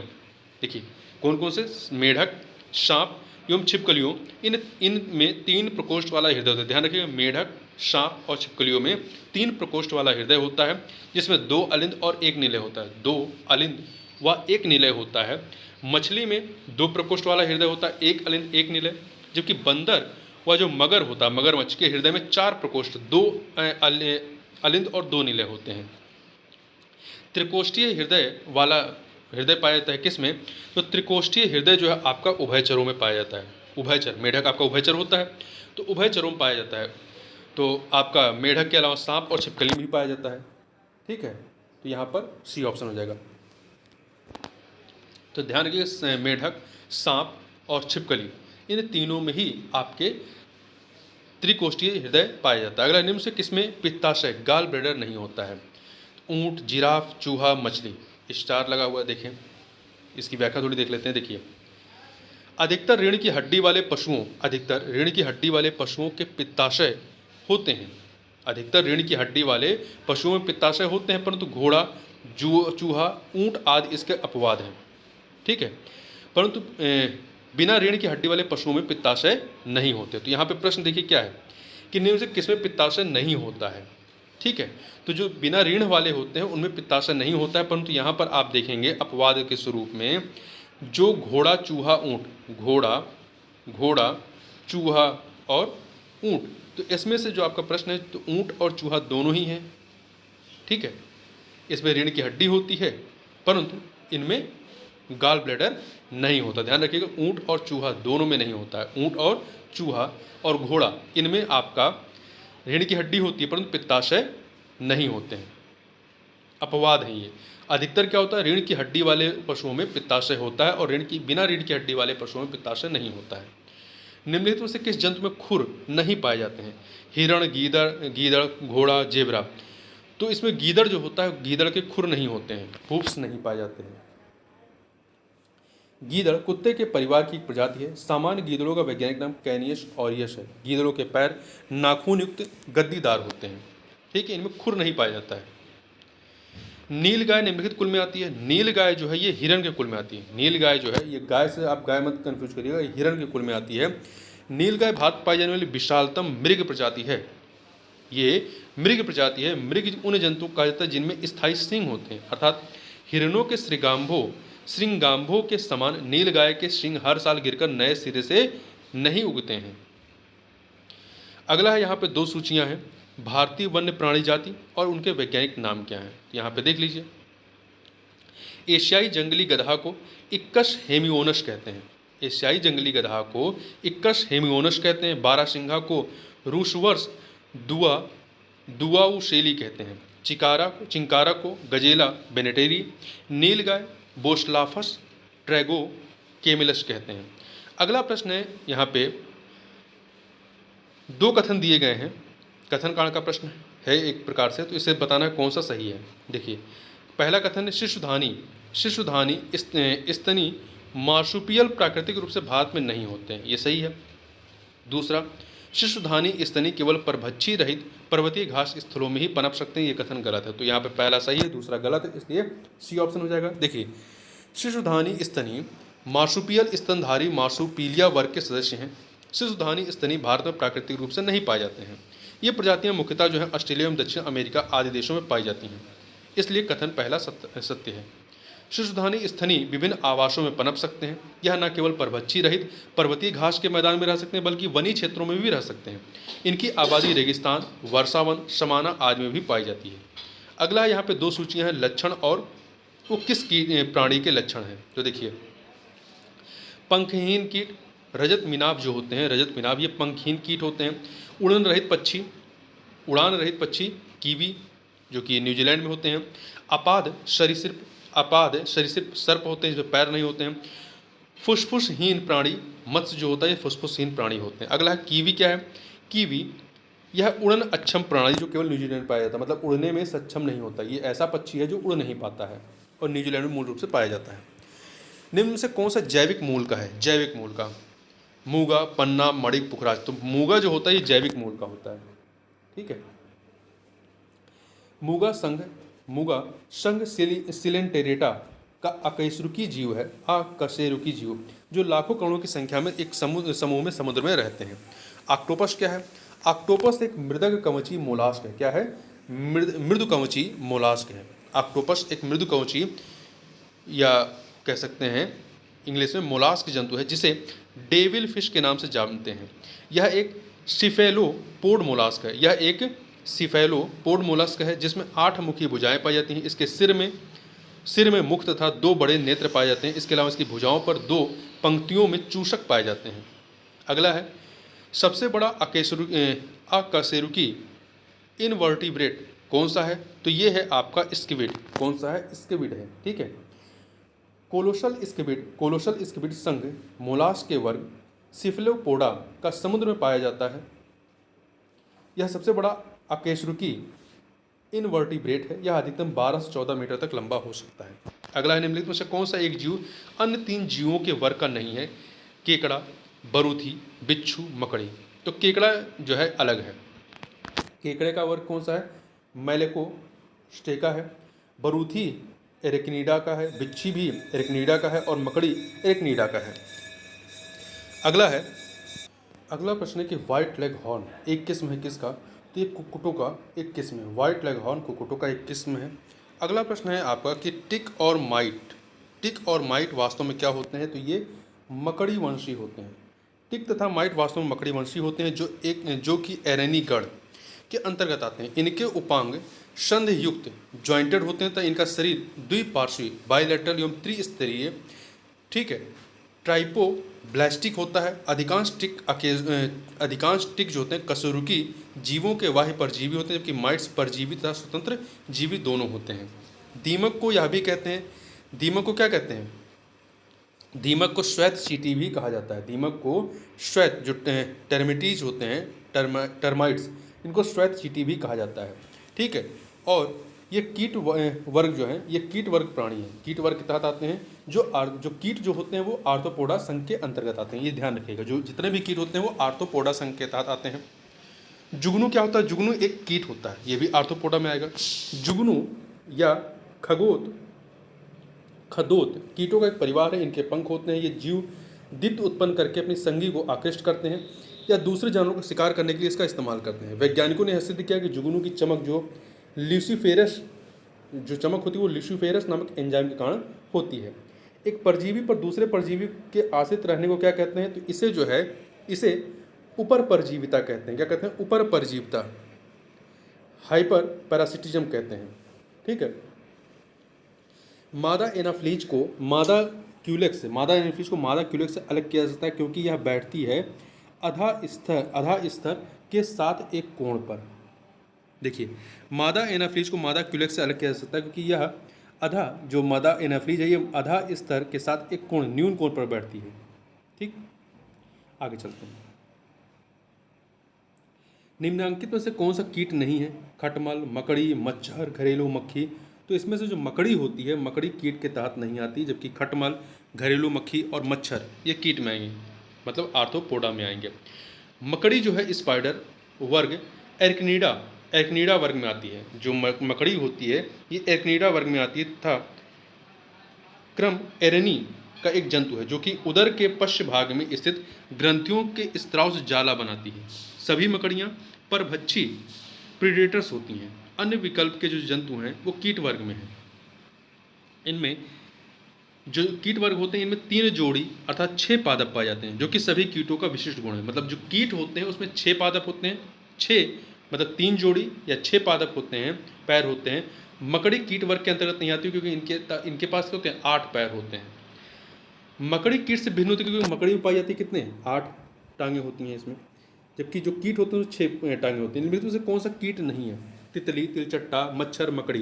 तो मकड़ी जो है आपका एर्किडा वर्ग में आता है, एर्किडा वर्ग में आता है, ना कि आपका अर्किंडा, ये आर्किंडा वर्ग में आता है, ना कि आपका कीट वर्ग या आर्थ्रोपोडा वर्ग में। अगला प्रश्न है आपका कि मकड़ियों द्वारा उत्पादित रेशम क्या कहलाता है? जो मकड़ियों द्वारा रेशम उत्पादित होता है उसे गोशामर रेशम कहते हैं। क्या कहते हैं? गोशामर रेशम कहा जाता है। रेशम प्रोटीन निर्मित फाइबर होते हैं। मधुमक्खियाँ, तितली, मकड़ियाँ इसका उत्पादन करती हैं। मधुमक्खियाँ, तितली, मकड़ियाँ इसका उत्पादन करती हैं। मकड़ियों द्वारा उत्पादित रेशम को गोशामर रेशम कहते हैं। रेशम के अन्य प्रकार में मलबरी रेशम, टसर रेशम, इरी रेशम, मुगा रेशम इत्यादि होते हैं। रेशम का कीट सिल्क वर्म अपने जीवन चक्र के किस चरण में वाणिज्यिक तंतु फाइबर ऑफ कॉमर्स पैदा करता है? मतलब रेशम पैदा करता है तो कोशित प्यूपा, जब प्यूपा के चरण में होता है तब।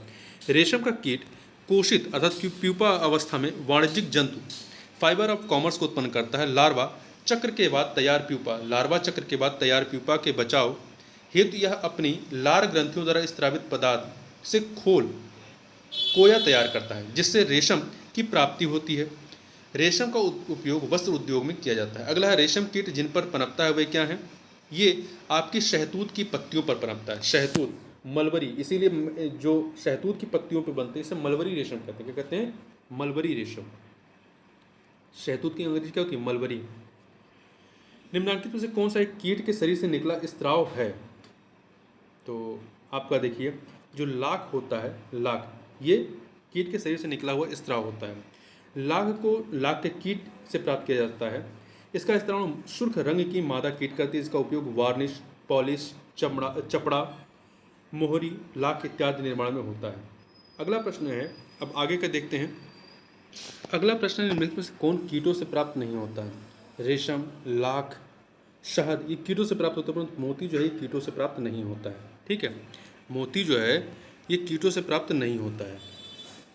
देखिए, मोती वस्तुतः मोलस्का संघ, मोती जो होता है मोलस्का संघ के जीव पिकटैडा या पर्ल ओयस्टर द्वारा प्राप्त किया जाता है। अगला है, निम्नलिखित से किस जीव का रक्त जो है वो सफ़ेद होता है? यहाँ पर देखें तो देखिए प्रश्न, निम्नलिखित में से किस जीव का रक्त सफ़ेद होता है? तो तिलचट्टा जो होता है इसका रंग जो है, इसका रक्त जो होता है ब्लड, वो सफ़ेद होता है। ऑक्सीजन हेतु हीमोग्लोबिन का प्रयोग न करने के कारण तिलचट्टे के खून का रंग लाल नहीं बल्कि रंगहीन होता है। कॉकरोच के रक्त द्वारा ऑक्सीजन का परिवहन नहीं किया जाता है और इसका रंग भी लाल नहीं होता है क्योंकि इसमें हीमोग्लोबिन उपस्थित नहीं होता है। कॉकरोच के शरीर के प्रत्येक खंड में स्थित ट्यूब्स की एक प्रणाली के माध्यम से कोशिकाओं तक सीधे ऑक्सीजन पहुंचती है। इसका रंग रंगहीन या सफ़ेद रंग का होता है। अगला है, लाल रक्त कणिका विहीन जंतु कौन सा है? तो लाल रक्त कणिका विहीन जंतु आपका कौन सा है? केचुआ होता है। केचुआ होता है।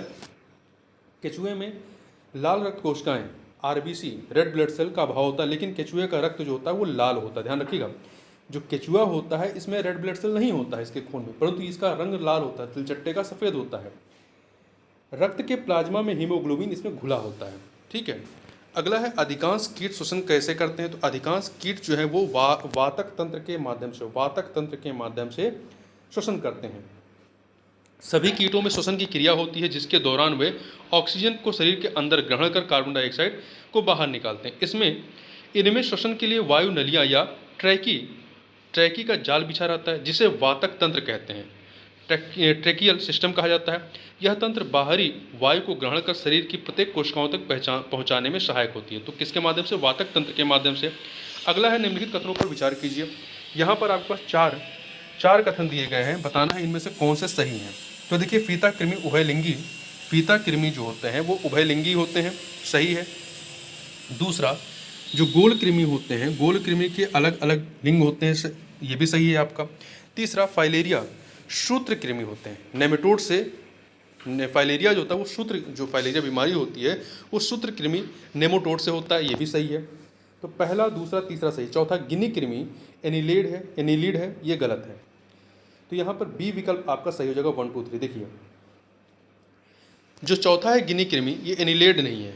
गिनी कृमि जो है ये सूत्र कृमि के तहत आते हैं, नेमिटोड होते हैं, ना कि एनिलीड होते हैं। ये नेमिटोड होते हैं, एनिलीड नहीं होते हैं। यह मनुष्य तथा कुछ दूसरे स्तनियों का परजीवी जंतु है जिसके संक्रमण से शरीर में दमा मतलब अस्थमा, उल्टी, वोमिटिंग, खुजलाहट, इओसिनोफिलिया इत्यादि के लक्षण प्रकट होते हैं। ये सब शरीर में इस परजीवी के विषैले पदार्थ के प्रभाव के कारण उत्पन्न होते हैं। तो याद रखिएगा, फीता कृमि जो है उभयलिंगी होते हैं, गोल कृमि के अलग अलग लिंग होते हैं, फाइलेरिया जो होता है जो बीमारी वो सूत्र कृमि नेमिटोड से होता है, गिनी कृमि एनिलीड नहीं है बल्कि ये सूत्र कृमि नेमिटोड होता है। अगला है, निम्नलिखित में से कौन से जीव अपरदहारी डेट्राइटिवोर होते हैं? अपरदहारी डेट्राइटिवोर होते हैं। तो यहाँ पे 5 जीव हैं। इसमें से केचुआ, मिलीपीड और बुडलाइस। केचुआ, मिलीपीड और बुडलाइस 1 3 5 ये आपके अपरदहारी होते हैं, डेट्राइटिवोर होते हैं। तो सी ऑप्शन हो जाएगा। देखिए, डेट्राइटिवोर्स अपरदहारी हेट्रोट्रॉफ है जो अपना पोषण अपरद, मृत या सड़े गले पौधों या जानवरों को खा करके प्राप्त करते हैं। तो इसके तहत केचुआ है, काष्ठ यूका है और सहस्त्रपादी है। ये अपरदहारी हैं जो अपघटन करते हैं। ठीक है, निम्नलिखित में से कौन सा जीव निस्यंदक भोजी फिल्टर फीडर है? कौन सा जीव जो है निस्यंदक भोजी या फिल्टर फीडर है? तो यहाँ पे 4 विकल्पों में से देखिए, आपका क्या क्या है, असल्कमीन, कैटफिश, ऑक्टोपस और आपका आयस्टर और पेलिकन। तो इसमें से आयस्टर जो होता है ये निस्यंदक भोजी या फीडर होते हैं। देखिए, निस्यंदक भोजी या फीडर ऐसे जीव होते हैं जो जल में निलंबित पोषक पदार्थों को अपने शरीर की विशेष फिल्टरिंग संरचना से जल सहित प्रवाहित करते हुए प्राप्त करते हैं। उल्लेखनीय कि शीप जो होता है वो निस्यंदक भोजी जीव का एक प्रमुख उदाहरण है, शीप या आयस्टर। निम्नलिखित में से किस ग्रुप के जंतु प्रायः रातिचर नॉक्टर्नल होते हैं, नॉक्टर्नल? तो इसमें आपका मच्छर है, चमगादड़ है और उल्लू। मच्छर, चमगादड़, उल्लू, यहाँ पे बी ऑप्शन हो जाएगा। ठीक है, इसके अतिरिक्त जो कीवी होता है वो भी आपका रितचर होता है। देखिए, इन जंतुओं में प्रायः श्रवण तथा घ्राणेंद्रियां अत्यधिक विकसित होती हैं एवं दृश्य क्षमता विशेष अनुकूलित होती है। निम्नलिखित प्राणी जात पर विचार कीजिए। यहाँ पे 3 है, सिंह पुष्पी macaque, lion tailed macaque, Malabar civet, sambar हिरण। उपयुक्त में से कितने आमतौर पर रतिचर हैं जो सूर्यास्त के बाद अधिक सक्रिय होते हैं? तो इसमें देखिए, जो सिंही पुच्छ मकॉक है ये रतिचर नहीं है, जबकि मालाबार सिवेट और सांबर हिरण जो है ये रतिचर है। यहाँ पे दूसरा तीसरा केवल 2 इसमें रतिचर है। ठीक है, जो सिंह पुच्छी मकॉक है ये एक वृक्षीय तथा दैनिक प्राणी, मतलब वृक्ष पर रहता है और रात में अपनी दिन में क्रियाएं करता है और रात्रि में पेड़ों पर सोता है। मालाबार सिवेट मुख्यतः रतिचर होते हैं। यह एक मांसाहारी लघु स्तनीय जंतु है जो भारत के पश्चिमी घाट क्षेत्र की स्थानिक प्रजाति है। सांबर हिरण रतिचर होते हैं। अगला है, निम्नलिखित में से किसका मस्तिष्क उसके शरीर के अनुपात में सबसे बड़ा होता है? चींटी, हाथी, डॉल्फिन या मानव? तो चींटी का जो मस्तिष्क है उसके शरीर के अनुपात में सबसे बड़ा होता है। यदि इन सब में अनुपात निकालेंगे तो जब चींटियां काटती हैं तो वे अंतः छेपित करती हैं क्या? फॉर्मिक अम्ल। क्या करती हैं? फॉर्मिक अम्ल। चींटियों के काटने पर शरीर में फॉर्मिक अम्ल का अंतःक्षेपण होता है जिसके परिणामस्वरूप शरीर में दर्द तथा चुनचुनाहट का आभास होता है। फॉर्मिक अम्ल एक कार्बनिक यौगिक है जो कि कार्बोक्सिलिक श्रेणी का प्रथम सदस्य है, जिसका दैनिक उपयोग जीवाणुनाशी के रूप में, रबर के व्यवसाय में तथा फलों के रसों को सुरक्षित रखने के लिए किया जाता है। अगला है, निम्नलिखित में से किस एक जीव की कुछ प्रजातियां कवकों के कृषकों के रूप में जानी जाती हैं? Cultivators of fungi. कुछ प्रजातियां कवकों के कृषकों, मतलब इसको इंग्लिश में कहेंगे कल्टीवेटर्स ऑफ फंगी के रूप में जानी जाती हैं। तो ये कौन सी है? चींटी को कवकों के कृषकों मतलब कल्टीवेटर्स ऑफ फंगी कहा जाता है। चींटियों को कवकों के कृषक के रूप में जाना जाता है। ध्यातव्य है कि चींटियां एवं कुछ कवकों के मध्य अन्योन्याश्रित का संबंध होता है। लीफ कटर प्रजाति की चींटियां इस संबंध की महत्वपूर्ण उदाहरण है। चींटियों के अतिरिक्त कुछ दीमकों की प्रजातियां भी कवकों के साथ ही ऐसी क्रियाओं को प्रदर्शित करती हैं। अगला है, मच्छरों के बारे में निम्नलिखित कथनों पर विचार कीजिए। यहाँ पे 5 कथन दिए गए हैं। देखिए, पहला है, केवल नर रक्त चूसते नहीं, मादा चूसती हैं। दूसरा, केवल मादा रक्त चूसती हैं, ये सही है। तीसरा, मादा पौधों का रस चूसती हैं, नहीं। मादा की अपेक्षा नर के डैने बड़े होते हैं, नहीं। मादा के डैने बड़े होते हैं। नर की अपेक्षा मादा के डैने बड़े होते हैं, नर की अपेक्षा मादा के डैने बड़े होते हैं, ये सही है। तो दूसरा और 5वां सही है, इसलिए डी ऑप्शन हो जाएगा। देखिए, केवल मादा मच्छर ही गर्म रुधिर वाले कशेरुकी पक्षियों एवं स्तनियों की रुधिर चूसती हैं, खून चूसती हैं और बाह्य परजीवी के रूप में होती हैं। नर मच्छर रुधिर नहीं चूसते हैं, ये अपना पोषण फल फूलों के रस से करते हैं, ये पेड़ पौधों के रस को चूसते हैं। कभी कभी मादाएं भी फल फूलों का रस चूसती हैं। मादा मच्छर सामान्यतः नर मच्छरों से बड़ी होती हैं, इसलिए इनके डंडे बड़े होंगे। निम्नलिखित में से कौन से प्राणी अपनी आंत में जल का संग्रह कर लेते हैं? मोलाक, ऊंट, जेब्रा, ईरो, मैस्टिक्स। तो इसमें ऊंट जो होता है ये अपनी आंत में जल का संग्रहण कर लेता है। इन्हें रेगिस्तान में जहाज कहा गया क्योंकि इनका शरीर पूर्णतः मरुस्थल के प्रति अनुकूलित एडॉप्टेड होता है। इनके पैर गद्दीदार होते हैं, श्वसन की लय अति धीमी होती है तथा ये एक बार में अतिरिक्त जल पीकर जल का संग्रहण अपनी इंस्टेंटाइन में कर लेते हैं, जिससे कई दिनों तक उन्हें जल की आवश्यकता नहीं होती है। निम्नलिखित में से कौन सा जानवर बिना पानी पिए सबसे लंबी अवधि तक रह सकता है? जिराफ, ऊंट, कंगारू, चूहा। तो इसमें है कंगारू चूहा। ठीक है, कंगारू चूहे या कंगारू रैट बिना पानी पिए सबसे लंबी अवधि तक जीवित रह सकता है, जिसके कारण यह प्रायः ठोस मूत्र उत्सर्जित करता है। उसमें यह अनुकूलता उसके उत्सर्जन तंत्र वृक्क की विशेष संरचना एवं कार्यप्रणाली के कारण होती है। अगला है, निम्नलिखित में से कौन सा जानवर ठोस मूत्र उत्सर्जित करता है? तो कंगारू चूहा। अभी हमने पढ़ा कंगारू, चूहा। ठीक। निम्नलिखित में से किस एक प्रकार के जीव में वह घटना पाई जाती है जिसमें मादा मैथुनोपरांत नर को मार देती है? तो ये किस में पाई जाती है? मकड़ी में। मकड़ी में। मकड़ी की अधिकांश प्रजातियों में मादा मैथुनोपरांत नर को मार देती हैं। जंतु विज्ञानी माइकल रॉबर्ट्स के अनुसार प्रायः कमजोर एवं सुस्त नर मादाओं द्वारा मारकर भक्षण कर लिए जाते हैं। मजबूत मकड़ी नर नर जो होते हैं वो बच निकलते हैं और पुनः समागम करते हैं। अगला है किंग कोबरा एकमात्र ऐसा सर्प है जो अपना घोंसला बनाता है। वह अपना घोंसला क्यों बनाता है? तो यह अंडक प्रजक सर्प है जो घोंसले में अंडे देता है और अंडों से बच्चे निकलने तक घोंसले की पहरेदारी करता है। ठीक है। घोंसला बनाने वाला एकमात्र सर्प कौन सा है? तो ये आपका किंग कोबरा है।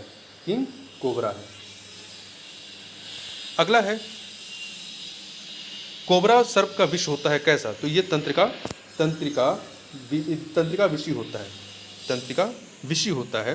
देखिए, कोबरा सर्प का विष मुख्यतः तंत्रिका विषी न्यूरोटॉक्सिक होता है।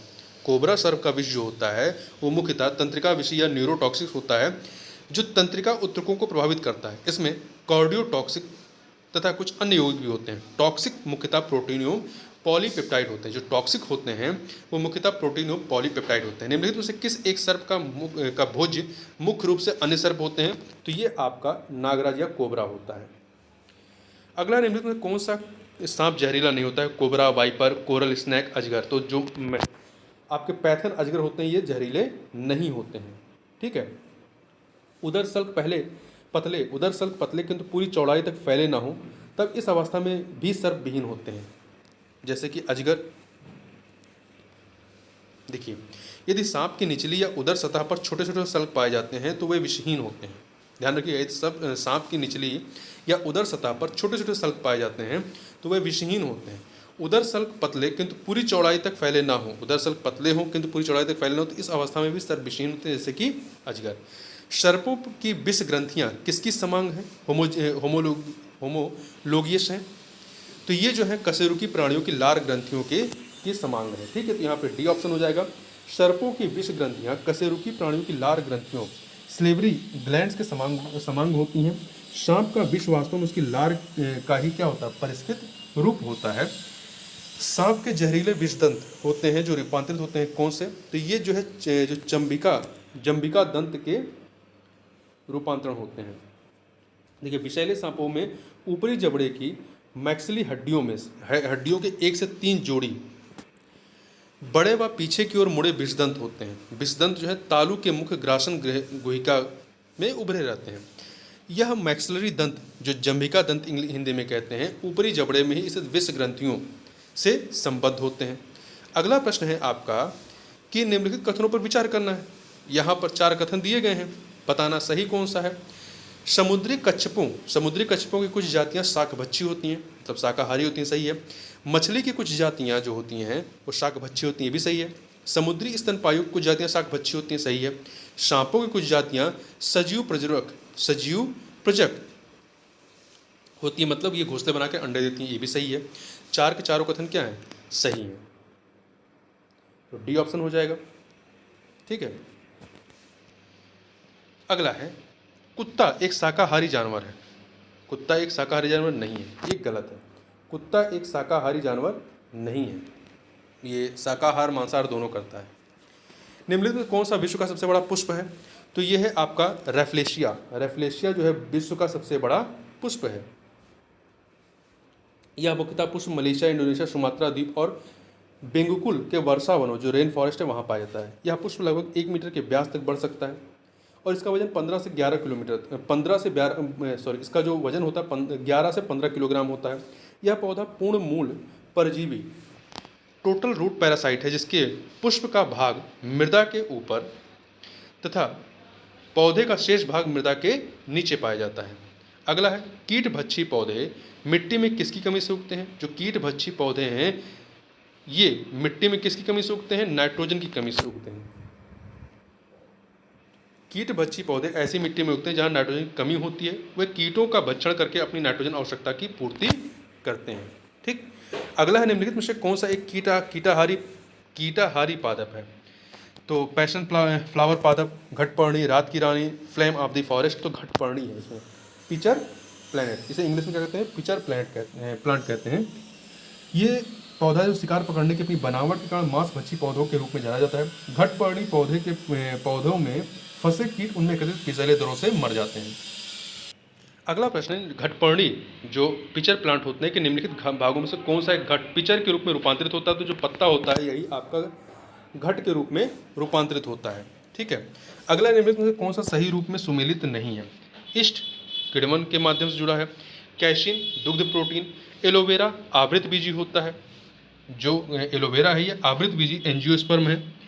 घटपर्णी ये परजीवी आवृत बीजी होते हैं, ये कथन आपका गलत है। देखिए, घटपर्णी या नेपेंथिस का पौधा प्रकाश संश्लेषण की क्रिया द्वारा अपना भोजन बनाने में सक्षम होता है। यह प्रायः ऐसे स्थानों पर उगता है जहाँ की मृदा में नाइट्रोजन की कमी होती है, जिसकी पूर्ति हेतु वह कीटों को पचाकर करता है, मतलब खाकर करता है। अगला है, निम्नलिखित में से कौन सा एक कीटभक्षी पौधा है? नेक्टेथियस, निलुम्बो, निकोटियाना, नेपेंथियस। तो ये आपका नेपेंथियस है, डी ऑप्शन। नेपेंथियस एक कीटभक्षी पौधा है जो शाक हर्ब होता है और दलदली या अधिक नम जगहों में उगता है। इसमें घड़े जैसी संरचना होती है, जो पत्ती का संशोधित भाग होता है, जिसे घट या पिचर कहते हैं। घट का किनारा अंदर की ओर मुड़ा होता है और मुखद्वार पर बहुत सी मधुग्रंथियाँ होती हैं। मधुग्रंथियों पाचन ग्रंथियों की रचना समान होती है। नेपेंथिस जो होते हैं वो कीड़े मकोड़ों को मधुग्रंथियों द्वारा आकर्षित करता है, जिन्हें घट में पाए जाने वाले पाचन द्रव्य द्वारा पचा लिया जाता है। नेपेंथिस खासियाना घटपर्णी नामक दुर्लभ एवं आपातीय पौधा पाया जाता है। कहाँ पर? तो ये मेघालय में, मेघालय राज्य के गारो खासी जयंतिया पहाड़ियों में ये पाए जाते हैं। अगला पौधे के कौन से भाग से हल्दी प्राप्त होती है? तो हल्दी जो होती है वो तने से प्राप्त होती है। कहाँ से? तने से। तो देखिए, पौधे के तने के भाग से हल्दी प्राप्त किया जाता है। हल्दी टर्मरिक के पौधे का खाने लायक हिस्सा जो होता है वो प्रकंद होता है। हल्दी के पौधे का खाने लायक हिस्सा प्रकंद राइजोम है, जो कि एक अंतःभौमिक रूपांतरित तने का प्रकार है। हल्दी का पौधा एक प्रकंदीय बहुवर्षीय शाकीय पौधा है, जिसका वानस्पतिक नाम कुरकुमा लौंगा है तथा यह कुल किस कुल का है? जिंजीबरेसी कुल के अंतर्गत आता है। इसकी उत्पत्ति स्थल उष्णकटिबंधीय दक्षिणी एशिया है, जिसका उपयोग औषधि, मसाले तथा रंग कारक इत्यादि के रूप में किया जाता है। हल्दी के पौधे के खाने लायक हिस्सा कौन सा है? तो प्रकंद राइजोम, इस तने का ही रूपांतरण होता है। ठीक। हल्दी भूमिगत तने का उदाहरण है। हल्दी भूमिगत तने का उदाहरण जिसे कहते हैं राइजोम कहते हैं। क्या कहते हैं? राइजोम कहते हैं। निम्न अधोमुखी अंडरग्राउंड उत्पादित सब्जियों में से कौन सी एक रूपांतरित जड़ है? निम्न अधोभूमि अंडरग्राउंड उत्पादित सब्जियों में से कौन सी एक रूपांतरित जड़ है? तो जो शकरकंद जो होती है ये रूपांतरित जड़ है। शकरकंद काबालुबुलेसी कुल का एक वर्षीय पौधा है। यह अनुकूल परिस्थितियों में एक बहुवर्षीय सा व्यवहार कर सकता है। यह एक पुष्पक पौधा है। इसकी रूपांतरित जड़ की उत्पत्ति तने के पर्व संधियों से होती है, जो जमीन के अंदर प्रवेश कर फूल जाती है। तो ध्यान रखिएगा, निम्न अधोभूमि उत्पादित सब्जियों में से कौन सी एक रूपांतरित जड़ है? तो शकरकंद। निम्नलिखित पादपों में से किसका संग्रह अंग तना नहीं है? गन्ना, अदरक, आलू, शकरकंद। तो शकरकंद का संग्रह अंग तना नहीं है, जबकि अन्य का अदरक, गन्ने, आलू का तना है। ठीक है। शकरकंद का संग्रह अंग जो होता है जड़ या कुंभी रूप होता है या मूलांकुर से विकसित होता है। निम्न में से कौन सा तना है? शलजम, अदरक, गाजर, शकरकंद। तो अदरक जो होता है, अदरक आपका हो गया ये तना है। ठीक है। अदरक तने का रूपांतरण अर्थात इनका संग्रहण अंग क्या है? तना है, जैसे कि आपका गन्ना है। जबकि शलजम, गाजर एवं शकरकंद जड़ों की श्रेणी में आते हैं। शलजम, गाजर और शकरकंद जड़ों की श्रेणी में आते हैं, याद रखिएगा। अदरक तना है, जड़ नहीं, क्योंकि इसमें नोड और इंटरनोड होते हैं। तो बी ऑप्शन हो जाएगा। ठीक है। नोड एवं इंटरनोड का उपस्थित होना तने का विशेष लक्षण है। चूंकि इस तरह आप गन्ने में भी दिखाई पड़ता है। चूंकि अदरक में ये संरचनाएं पाई जाती हैं, अतः यह कहा जा सकता है कि अदरक तना है, जड़ नहीं। अगला है यहाँ पे सुमिलित करना है। तो देखिए, प्रकंद या राइजोम अदरक हो जाएगा। स्तंभ कंद या ट्यूबर आपका आलू हो जाएगा। शल्क कंद मतलब बल्ब बल्ब के तहत लहसुन आ जाएगा। घन कंद मतलब आपका कॉर्न, कॉर्न के तहत आपका जिमीकंद और सूरन आ जाएगा। ध्यान रखिए, प्रकंद राइजोम में अदरक। स्तंभकंद, स्तंभकंद आपका ट्यूबर आलू है। शलकंद बल्ब आपका लहसुन है। और घनकंद जो है कॉर्न, कॉर्न आपका जिमीकंद सूरन है। अगला निम्नलिखित में से कौन सा रूपांतरित स्तंभ है? रूपांतरित स्तंभ है गाजर, शकरकंद, नारियल। तो आलू जो है ये रूपांतरित स्तंभ है। क्या है? आलू आपका रूपांतरित स्तंभ है। देखिए, आलू एक अंतःभौमिक रूपांतरित स्तंभकंद या ट्यूबर है जिसमें भोजन का संचयन हो जाता है और इसका प्रयोग भोज्य पदार्थों के रूप में किया जाता है। इसमें अनेक कलिकाएं पाई जाती हैं जो वृद्धि कर नए पौधों का रूप ले लेती हैं। आलू की आंखें पर्व संधियां नोड्स को प्रदर्शित करती हैं जिनसे नए पौधों का विकास होता है। आलू एक क्या है? आलू आपका कंद है। आलू एक स्तंभ कंद है, ट्यूबर है, तो ध्यान रखिएगा। मटर पौधा है किसका? मटर पौधा है शाक का, हर्ब का, हर्ब है। मटर पौधा क्या है? एक हर्ब है, शाक है। मटर का पौधा पी प्लांट एक द्विबीजपत्री शाकीय तथा एक वर्षीय पौधा होता है। इस पौधे का तना कमजोर होता है अतः इसे सहारे के लिए इसमें सहारे के लिए प्रतान पाए जाते हैं। और यह किस कुल का है? तो ये लेग्यूमिनेसी कुल के अंतर्गत आता है। लौंग क्या होती है? लौंग जो होती है ये बंद कलियां होती हैं। लौंग जो होती है बंद कलियां, इंग्लिश में लौंग को क्लोव्स कहते हैं। लौंग बंद कलियां या पुष्प कलिका है जिनका उपयोग मसालों, औषधियों, भोज्य पदार्थ इत्यादि में किया जाता है। लौंग का पौधे का वास्तविक नाम जो है साइजीजियम एरोमेटिकम होता है जो कि मिर्टेसी कुल का है। इसका जन्म स्थान इंडोनेशिया को माना गया है तथा इसका उपयोग समस्त विश्व में किया जाता है। यह एक सदाबहार वृक्ष, इसकी ऊंचाई सदाबहार लौंग जो होता है इसकी एक सदाबहार वृक्ष की ऊंचाई 8 से 12 मीटर तक होती है तथा इसकी पत्तियां बड़ी एवं अंडाकार होती हैं। बड़ी एवं अंडाकार होती हैं। विश्व में इंडोनेशिया लौंग का सबसे बड़ा उत्पादक देश है जबकि भारत में तमिलनाडु लौंग का सबसे बड़ा उत्पादक राज्य है। ठीक है, लौंग का।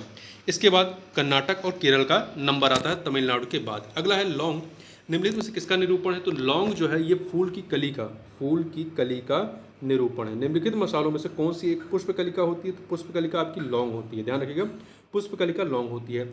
लौंग क्या है? लौंग सूखे फूल होते हैं। लौंग क्या होते हैं? ये सूखे फूल होते हैं। लौंग पौधे के निम्नलिखित में किस भाग से प्राप्त होता है? तो ये आपका जो है शुष्क पुष्प कली होते हैं, जो फूल होते हैं वो। लौंग एक मसाला पौधे के किस भाग से प्राप्त होता है? तो ये फूल की कली से प्राप्त होता है, फूल की कली से। निम्नलिखित में से कौन सुमिलित नहीं है? अदरक राइजोम होता है, केसर बीज होता है, अफीम की नहीं, केसर बीज नहीं होता है, केसर जो है पंखुड़ियाँ होती हैं, केसर बीज नहीं है, यहाँ पे बीज से नहीं मिलता। अफीम की डुंडी से और शन तने से। केसर एक मसाला जिसे सैफ्रॉन क्रोकस के पुष्प की वर्तिका तथा वर्तिकाग्र जो कह सकते हैं पंखुड़ियाँ होती हैं उससे प्राप्त किया जाता है। इस पौधे का वानस्पतिक नाम क्रोकस सैटाइवस है जो कि इरिडेसी कुल के अंतर्गत आता है। केसर फूल के स्त्री भाग से प्राप्त किया जाता है। केसर जो है फूल के स्त्री भाग से प्राप्त किया जाता है जो बीज बनाने वाला भाग होता है। यह एक पुष्पीय बहुवर्षीय पौधा मतलब कई सालों तक चलता है। केसर का स्वाद तीखा होता था। इसमें सैफ्रोनॉल एवं पिक्रोक्रोसिन नामक रसायन पाया जाता है। इसका उपयोग औषध तथा भोज्य पदार्थों को स्वादिष्ट तथा आकर्षक बनाने में किया जाता है। अगला है केसर क्या होते हैं? केसर जो होते हैं आपके ये फूल के बीज बनाने वाले भाग होते हैं जो स्त्री केसर होते हैं। स्त्री केसर जो होते हैं, यहाँ पे देखिए स्त्री के जो भाग होते हैं वही, ये देखिए फूल के स्त्री वाले भाग से प्राप्त किया जाता है जो बीज बनाने वाले भाग है। अगला है नीचे दिए गए पौधों और उनके खाद्य भाग के युगों में कौन सा सही सुमिलित नहीं है? अदरक प्रकंद है, सही है। प्याज आपका मांसल पर्ण है, फ्लेशी लीव्स है। आलू मूल नहीं है, आलू कंद है। आलू मूल नहीं है, कंद है। ठीक है, आलू का खाने वाला भाग कंद रूपांतरित तना होता है ना कि मूल होता है। नारियल भ्रूणपोष होता है, इंडोस्पर्म होता है, सही है। आगे चलते हैं। निम्न में से आलू का कौन सा भाग खाने योग्य होता है? तो आलू का भाग कौन सा खाने वाला? तना खाने वाला होता है, ये कंद है। निम्न में से कौन सा एक फल है? आलू, मूली, भिंडी, शकरकंद। तो भिंडी जो होती है फल होती है। भिंडी क्या है? फल है। भिंडी का पौधा एक पुष्पीय पादप है जिसका वनस्पतिक नाम एवेलमोस्ट एस्कुलेंटस है। देखिए इसका फल कैप्सूल प्रकार का होता है, इसमें बीजों की संख्या अधिक होती है। इस फल का संपूर्ण भाग खाया जाता है। जबकि आलू का खाया जाने वाला भाग तना होता है, मूली तथा शकरकंद का जो खाया जाने वाला भाग होता है वो जड़ होता है। अगला है, निम्न से कौन सा एक सच्चा फल नहीं है? सेब, अंगूर, खजूर, आलू बुखारा। तो इसमें से जो सेब होता है ये ट्रू फ्रूट्स नहीं होता, सच्चा फल नहीं होता है। देखिए, जब फल के निर्माण में अंडाशय, ओवरी के अलावा कुछ अन्य भाग भी शामिल होते हैं तो ऐसे फल को असत्य फल कहते हैं। जैसे आपका सेब है, काजू है, नाशपाती, ध्यान रखिएगा, सेब, काजू, नाशपाती ये असत्य फलों के तहत आते हैं। फलों का वह प्रकार जिसमें लीची को रखा जाता है, तो लीची किस में आएगा? ड्रूप में आएगा। लीची ड्रूप के तहत आएगा। एक उष्णकटिबंधीय पौधा है लीची। यह शुपबेरी परिवार का सदस्य है। यह एक प्रकार का ड्रूप है।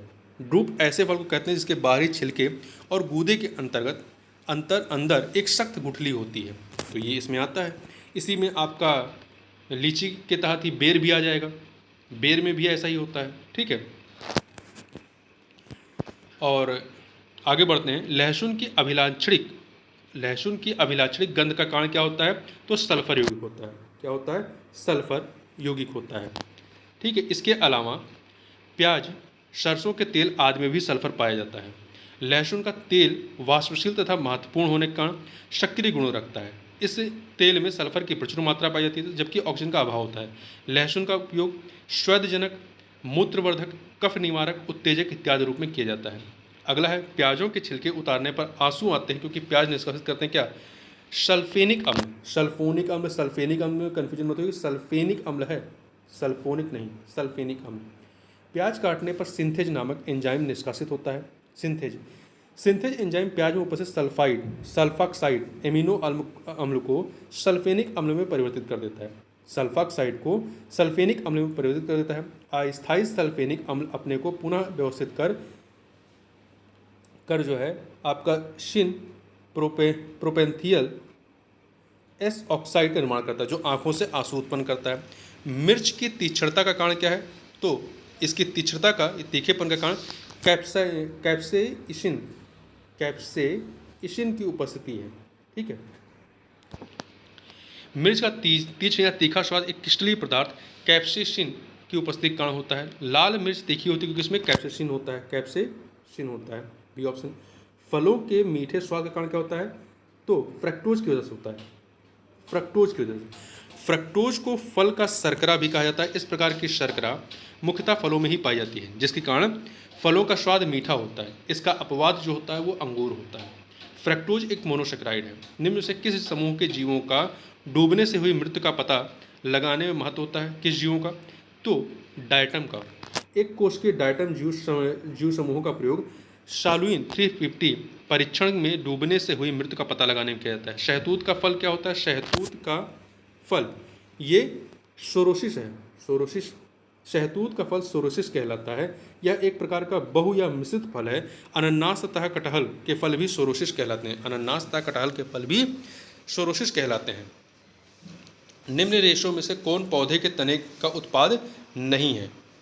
मतलब कौन सा रेशा पौधों के तनों से नहीं निकलता है? सन, पटसन, जूट, कपास। तो देखिए, सन, पटसन, जूट ये तनों से निकलते हैं, परंतु कपास जो है ये तनों से नहीं निकलता है। कपास जो है ये फलों में स्थित बीज के बीजावरण में से लगे रेशों से प्राप्त किया जाता है, जो कि दो प्रकार के होते हैं। एक बड़ी जिसे लिंट रेशा कहते हैं, लिंट फाइबर, तथा दूसरी छोटी जिसे फज रेशा या फज फाइबर कहते हैं। लिंट रेशे व्यापारिक तौर पर अधिक महत्वपूर्ण होते हैं कि फज रेशे कम महत्वपूर्ण होते हैं। अगला है, निम्नलिखित में से कौन सा अनाज मानव निर्मित है? Shackle serial, pomato, triticale. Triticale जो है ये आपका मानव निर्मित है। ट्रिटिकल मानव निर्मित अनाज यह धान्य है जो कि प्रकृति में नहीं पाया जाता है, प्रकृति में नेचुरल रूप से नहीं पाया जाता है। वैज्ञानिकों ने इस संकर पौधे को प्रयोगशाला में गेहूं तथा राई, ट्रिटिकम और शिकेल को परस्पर संकरण करके तैयार किया है। इस संकरण में गेहूं के मादा तथा राई के नर भाग का उपयोग किया जाता है। इसका अनाज मूलतः स्वीडन तथा स्कॉटलैंड द्वारा उत्पन्न किया गया। इसको मुख्यतः पशुओं के चारे के लिए उगाया जाता है। इससे रोटी अच्छी नहीं बनती है। अगला है, निम्नलिखित में से कौन सा मानव निर्मित धान्य है जो प्रकृति में नहीं पाया जाता? तो ट्रिटिकल है। कौन सा है? ट्रिटिकल है, ठीक। प्रकृति में निम्नलिखित में से किस जीव का या किन जीवों के मृदाविहीन सतह पर जीवित पाए जाने की सर्वाधिक संभावना है? तो ये आपका लाइकेन और मास है। लाइकेन और मास 2 और 3, सी ऑप्शन। लाइकेन थाइलोफाइटा समूह के सदस्य हैं जो कवक एवं शैवाल दोनों से मिलकर बने। लाइकेन जो है ये कवक और शैवाल दोनों से मिलकर बना है। इसमें कवक एवं शैवाल का संबंध परस्पर सहजीवी जैसा होता है। कवक जो होता है जल, खनिज, लवण एवं विटामिन शैवाल को देता है और शैवाल प्रकाश संश्लेषण क्रिया द्वारा कार्बोहाइड्रेट का निर्माण करके कवक को देता है। इस प्रकार लाइकेन के विकास हेतु मिट्टी आवश्यक तो नहीं है। मांस एक बिना पुष्प वाला पौधा है जिसमें तने एवं पत्ते होते हैं तथा ये बीजाणु उत्पन्न करते हैं, परंतु इनमें कोई स्पष्ट मूल या जड़ संरचना नहीं पाई जाती है। छाया एवं नमी मिलने पर ये कहीं भी उग सकते हैं। अगला प्रश्न है कथन कांड का। यहाँ पे प्रश्न है, कथन है कि मरुस्थलीय पौधों के जड़ तंत्र काफ़ी लंबे होते हैं। मरुस्थलीय पौधों के जड़ तंत्र काफ़ी लंबे होते हैं, सही है, क्योंकि इसमें जो कांड दिया गया है, मृदा का उच्च तापमान जड़ विकास को प्रोत्साहित करता नहीं, वो पानी की खोज में नीचे की जाती है क्योंकि वहाँ पे पानी नहीं होता है। ठीक है, तो इसलिए कथन सही है परंतु कारण गलत है, इसलिए सी ऑप्शन हो जाएगा आपका। अगला है मरुस्थलीय पौधों की जड़ें लंबी होती हैं क्योंकि जड़ें पानी की तलाश में लंबी हो जाती हैं, काफ़ी नीचे तक चली जाती हैं। मरुस्थल में फ्रीटोफाइट्स मिलते हैं, यानी ऐसे पादप, मरुस्थल में फ्रीटोफाइट्स मिलते हैं यानी ऐसे पादप जिनमें लंबी मूसल जड़ होती है, मतलब 20 से 30 फीट तक नीचे पहुंच जाते हैं ये। ठीक है, फ्रीटोफाइट्स मरुस्थल पाए जाने वाले पौधे होते हैं जिनमें जल को संचित रखने की विशिष्ट तरीके विकसित हो जाते हैं। इन पौधों की जड़ें अत्यधिक लंबी होती हैं जो भूमि में काफ़ी गहराई तक जाकर पानी का अवशोषण करती हैं। फ्रीटोफाइट्स की जड़ें वस्तुतः 25 से 30 मीटर तक लंबाई ग्रहण करके भूमि का जल सतह तक पहुँच जाती हैं। शुष्क जलवायु के भली भांति अनुकूलित पेड़ पौधों को कहते हैं, शुष्क जलवायु के भली भांति अनुकूलित पेड़ पौधों को क्या कहते हैं, मरुद्भिद कहते हैं। जीरोफाइट, मरुद्भिद या जीरोफाइट कहते हैं। शुष्क वातावरण या मरुभूमि जैसे वातावरण पाए जाने वाले पेड़ पौधों को मरुद्भिद जीरोफाइट्स कहते हैं, जो कि अपने शरीर को शुष्क वातावरण के प्रति पूर्णतः अनुकूलित कर लेते हैं। जल के उत्स्वेदन को कम करने के लिए इनकी बाह्य त्वचा मोटी उपचर्म की परत से ढकी रहती है तथा पत्तियां कांटों में परिवर्तित हो जाती हैं। इसके अंतर्गत नागफनी, मदार, नेरियम, ब्रायोफिलम इत्यादि पौधे हैं। मरुभूमि के पादप अधिकतर क्या होते हैं, ये मांसल होते हैं। ठीक है, जल को संचित रखने के लिए अधिक मांसल तथा स्थूल होते हैं। एपीफाइट्स वे पौधे हैं जो अन्य पौधों पर निर्भर होते हैं, किसके लिए, यांत्रिक अवलंब के लिए, यांत्रिक अवलंब मैकेनिकल सपोर्ट के लिए। अधिपादप हिंदी में कहते हैं इसे, इंग्लिश में एपीफाइट्स कहते हैं। तो अधिपादप या एपीफाइट्स वे पौधे हैं जो दूसरे जीवित पौधों पर उगे या लगे रहते हैं। ये अपना भोजन स्वयं बनाते हैं क्योंकि इनमें पर्णहरित होता है, क्लोरोफिल पाया जाता है। ये सिर्फ पोषक पौधों पर यांत्रिक अवलंब के लिए निर्भर रहते हैं। इन्हें वायवीय पादप, एरियल प्लांट भी कहा जाता है क्योंकि इनकी जड़ें मृदा से नहीं लगी होती हैं। इसके अंतर्गत आर्किड्स के पौधे आते हैं। अगला है पौधे जो नमक युक्त मिट्टी में उगते हैं, उसको क्या कहते हैं, तो इसे हाइलोफाइट्स कहते हैं। जो नमक युक्त मिट्टी में उगते हैं उन्हें हाइलोफाइट्स या लवण मृदोभिद पौधे कहते हैं। लवण युक्त वातावरण प्रेमी पौधों को क्या कहा जाता है, तो इसे आपका लवण मृदोभिद अर्थात डी ऑप्शन हो जाएगा, या हाइलोफाइट कहते हैं। देखिए हाइड्रोफाइट कहते हैं किसे, हाइड्रोफाइट एक जलीय पौधे कहते हैं। हाइड्रोफाइट जो होता है ये आपका जलीय पौधे को कहते हैं, यहाँ पे बी ऑप्शन हो जाएगा। ठीक, जबकि जो आपका उच्च लवणता युक्त जल या मृदा मुक्त उसे लवण मृदोद्भिद हाइलोफाइट्स कहते हैं, उसे हाइलोफाइट्स कहते हैं, और जो जलीय पौधे उसे हाइड्रोफाइट कहते हैं। बहुत अधिक जल वाले स्थान पर पाए जाने वाले पौधों को हाइड्रोफाइट या जलोद्भिद कहते हैं। इनमें बड़े बड़े अंतराकोशीय स्थान इंटरसेलुलर स्पेस होते हैं जिनमें वायु भरी होती है, जो कि पौधों के तैरने में सहायक होते हैं। इन पौधों में यांत्रिक उत्तक मैकेनिकल टिश्यूज भी बहुत कम विकसित होते हैं या उनका पूर्ण अभाव होता है। ध्यान रखिएगा, यांत्रिक उत्तक कम होते हैं। चट्टान पर उगने वाले पादप को क्या कहते हैं, तो इसे शैलोद्भिद लिथोफाइट्स कहते हैं। ठीक है, जैसे कि आर्किड, फर्न, कई सारे शैवाल इत्यादि। ये अपने पोषक तत्वों को मृत उत्तक, बारिश के पानी और आसपास के सड़े पौधों से प्राप्त करते हैं। लिथोफाइट्स। निम्नलिखित में से कौन सा युग्म जो है सही सुमेलित नहीं है। यहाँ पे देखिए आपका अमरबेल ये तना परजीवी होता है, चंदन जड़ परजीवी होता है। अमरबेल जो होता है तना परजीवी होता है, चंदन जड़ परजीवी होता है। आर्किड आपका अधिपादप है। आर्किड क्या है, अधिपादप है। एपीफाइट है जो सहारे के लिए, मैकेनिकल सपोर्ट के लिए किसी दूसरे पौधे का सहारा लेता है। घटपर्णी जलोद्भिद नहीं होते हैं। घटपर्णी क्या है, ये कीटभक्षी पौधे हैं। घटपर्णी नेफेंथियस कुल का कीटभक्षी पौधा है। ये मुख्यतः शाक होते हैं और दलदली और अधिक नम वाले नम स्थानों पर उगते हैं जहाँ पे नाइट्रोजन, इनमें नाइट्रोजन कमी होती है। ठीक है, अगला है निम्नलिखित कथनों पर विचार कीजिए। यहाँ पर आपको 4 कथन दिए गए, बताना सही कौन से हैं। पहला, जेली रुदन वीपिंग जेली वीपिंग जेली का कारण अम्ल की अधिकता है, सही है। गन्ने के लिए सर्वाधिक अनुकूल जैव उर्वरक राइजोबियम है, नहीं। नमकीन पानी में उगाए गए पौधों को थैलोफाइट्स कहते हैं, नहीं। थैलोफाइट्स नहीं कहते हैं, हाइलोफाइट्स कहते हैं, ठीक है। थैलोफाइट्स नहीं कहते हैं, हेलोफाइट्स कहते हैं। सुषुप्तावस्था तोड़ने वाला हार्मोन है साइटोकाइनिन, साइटोकाइनिन सही है। तो पहला और चौथा सही है, दूसरा तीसरा गलत है। देखिए, जेली रुदन का कारण अम्ल की अधिकता है। बीजों की सुषुप्तावस्था को तोड़ने वाले हार्मोन जिबेरेलिन तथा साइटोकाइनिन है।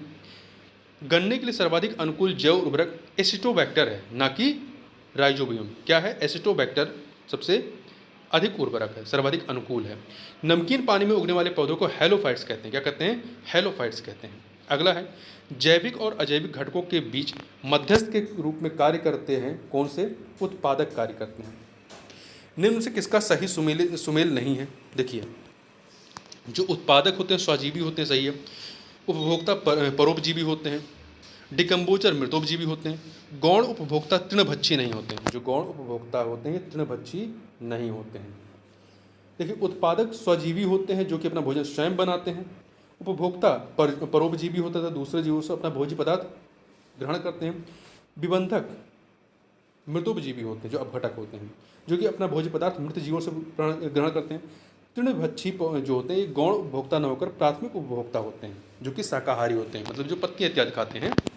अगला है, प्रथम पोषण स्तर के जन अंतर्गत कौन से आते हैं? हरित पादप आते हैं। क्या आते हैं? हरित पादप आते हैं, ठीक है, जो भोजन का निर्माण करने कार्य करते हैं।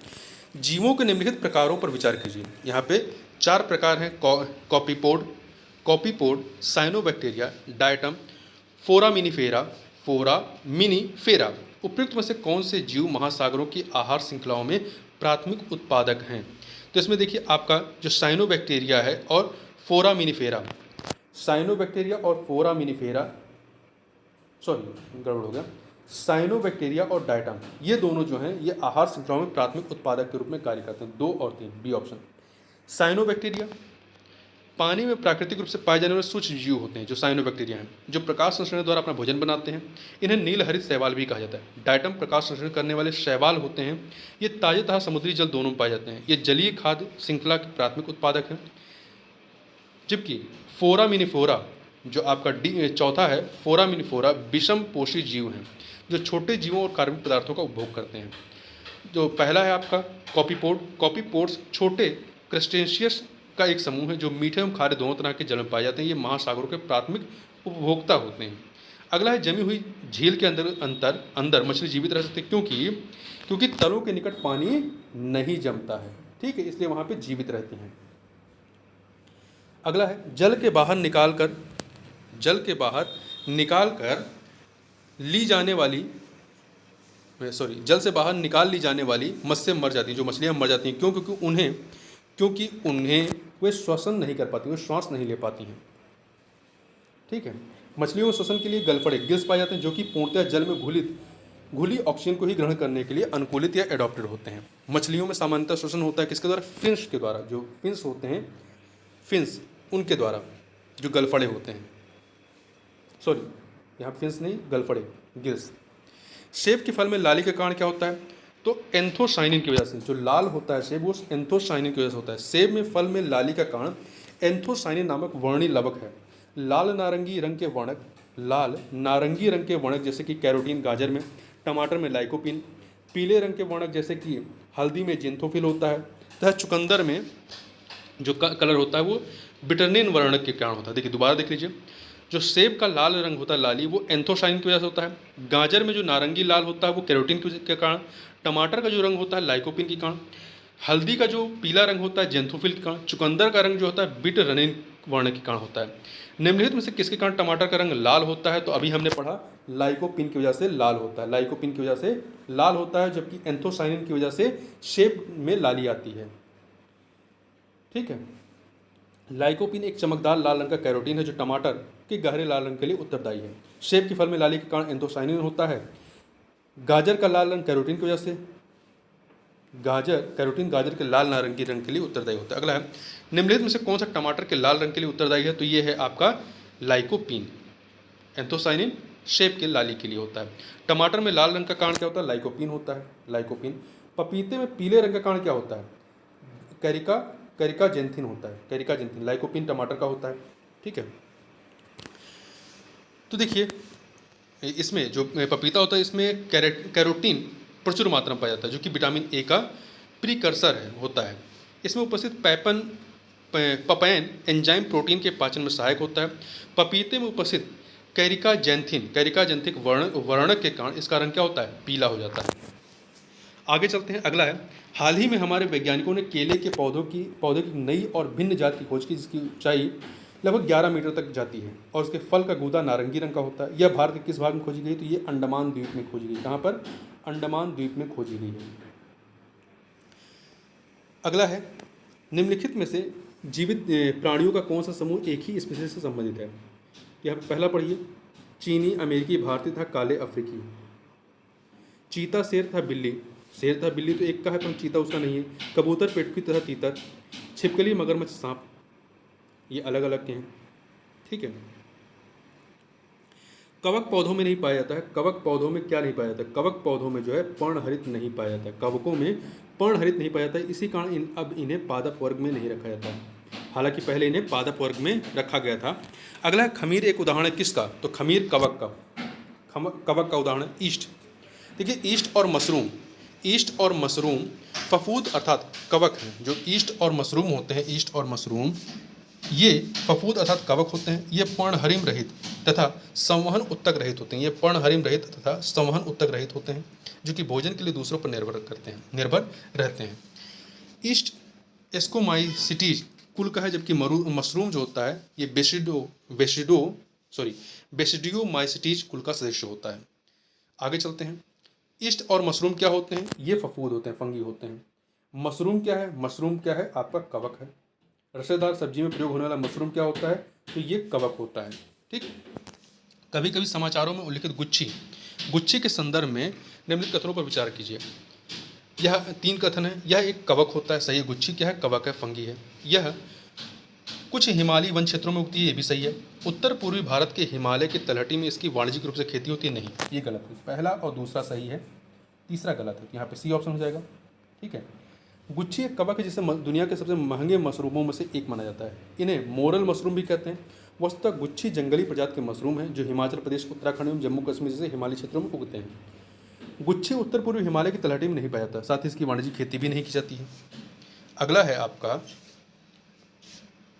एक सेकेंड, अगला प्रश्न है कि निम्नलिखित समूहों में से किन में ऐसी जातियां होती हैं जो अन्य जीवों के साथ सहजीवी संबंध बना सकती हैं? नाइडेरिया, कवक, प्रोटोजोआ। तो इसमें से इन तीनों में मतलब ये तीनों ही ऐसी जातियां हैं जो अन्य जीवों के साथ सहजीवी संबंध बनाती हैं, नाइडेरिया, कवक और प्रोटोजोआ। सहजीविता 2 या 2 से अधिक प्रजातियों के सदस्यों के मध्य सहजीवी संबंध है। नाइडेरिया समूह के सदस्य का डाइनो फ्लैजिलेट शैवाल के साथ सहजीवी संबंध होता है। लाइकेन शैवाल तथा कवक से जुड़े सहजीवी संबंध प्रदर्शित करते हैं। प्रोटोजोआ का सहजीवी संबंध बैक्टीरिया या साइनोबैक्टीरिया के साथ पाया जाता है। कवक मूल माइकोराइजा कवकों तथा उच्चतर पादपों की जड़ों के मध्य उपयोगी प्रकार्यक सहचारी मतलब सहजीवी संबंध होता है, जिससे वे दोनों एक दूसरे से लाभान्वित होते हैं। इसमें कवक मृदा से खनिज लवण तथा जल को सोखकर उच्च स्तरीय पादपों को पहुंचाता है, जबकि उच्च स्तरीय पौधे बदले में भोज्य पदार्थ तैयार कर कवक को उपलब्ध कराते हैं। निम्नलिखित में से कौन सा एक कवकों और उच्चतर पादपों की जड़ों के बीच उपयोगी प्रकार्यक सहचारी है? तो ये आपका लाइकेन, ये आपका कवक मूल है, माइकोराइजा, ठीक है। माइकोराइजा एक सहजीवी संबंध है किसका? तो ये आपका कवक और पौधों के मध्य, कवक और पौधों के मध्य जो है, कवक और शैवालों के मध्य जो होगा लाइकेन होगा। कवक और शैवाल के मध्य में लाइकेन होगा, ठीक है। शैवाल और कवक के मध्य में लाइकेन होगा, कवक और पौधों के मध्य में माइकोराइजा होगा। लाइकेन जो एक नग्न चट्टान पर भी पारिस्थितिक अनुक्रम को प्रारंभ करने में सक्षम वास्तव में किनके सहजीवी सहचर्य हैं? तो शैवाल और कवक के, शैवाल और कवक के, ठीक। अगला है, लाइकेन मिश्रित जीव हैं किसके? कवक और शैवाल के। शैवाल और कवक के मिलने से लाइकेन बनता है, जिसे कहते हैं क्या? जिसे म्यूचुअलिज्म कहते हैं। क्या कहते हैं? म्यूचुअलिज्म कहते हैं। इसमें शैवाल तथा कवक दोनों ही समान रूप से लाभान्वित होते हैं। शैवाल कार्बनिक पदार्थ का संश्लेषण करते हैं जो स्वयं तथा कवकी घटक के लिए पर्याप्त होता है। कार्बनिक भोजन के बदले में कवकी घटक जो है शैवाल को जल एवं खनिज उपलब्ध कराते हैं। लाइकेन में एक क्लोरोफिल युक्त पार्टनर एक साथ होते हैं। लाइकेन में क्लोरोफिल युक्त पार्टनर साथ होते हैं। कौन कौन से? कवक और शैवाल। शैवाल और कवक, ये ऑप्शन। शैवाल में क्लोरोफिल होता है। ठीक। अगला है आपका निम्नलिखित में से कौन प्रदूषित जगह में नहीं उगता? जो आपके लाइकेन होते हैं ये प्रदूषित जगह में नहीं उगते हैं। लाइकेन एक जटिल एवं द्विप्रकृति ड्यूअल नेचर वाले पौधों का विशेष वर्ग है जिनकी शरीर संरचना में या रचना में दो भिन्न पौधे, एक शैवाल मतलब एल्गी तथा एक कवक फंगी भाग लेते हैं। लाइकेन सल्फर डाइऑक्साइड व अन्य वायु प्रदूषकों के प्रति अत्यंत संवेदनशील होते हैं और इनकी उच्च सांद्रता में मर जाते हैं। अतः ये वायु प्रदूषण के महत्वपूर्ण सूचक होते हैं। तो ध्यान रखिएगा, जो लाइकेन होते हैं ये वायु प्रदूषण के महत्वपूर्ण सूचक या इंडिकेटर्स हैं। अगला है फलीदार पादपों की जड़ों में उपस्थित गांठों मॉड्यूल्स में पाए जाने वाले नत्रजन स्थिरीकरण जीवाणु क्या होते हैं? तो ये सहजीवी होते हैं, सिम्बोटिक होते हैं। ठीक है। फलीदार पादपों की जड़ों में मौजूद गांठों में पाए जाने वाले विशेष जीवाणु राइजोबियम सहजीविता का जीवन यापन करते हैं, सिम्बोसिस का जीवन यापन करते हैं, जहां एक और ये जीवाणु नाइट्रोजन युगीकरण के द्वारा नाइट्रोजन को नाइट्रेट में बदल करके, जो चूंकि पौधे जो होते हैं वो नाइट्रेट के रूप में नाइट्रोजन को लेते हैं, नाइट्रेट में बदल करके पौधों को उपलब्ध कराते हैं। वहीं दूसरी ओर यही फलीदार पौधा इन्हें आवासदार भोजन उपलब्ध कराता है, राइजोबियम को। तो इस प्रकार से इस वीडियो में बस इतना ही। मिलते हैं नेक्स्ट वीडियो में। तब तक के लिए बहुत बहुत धन्यवाद।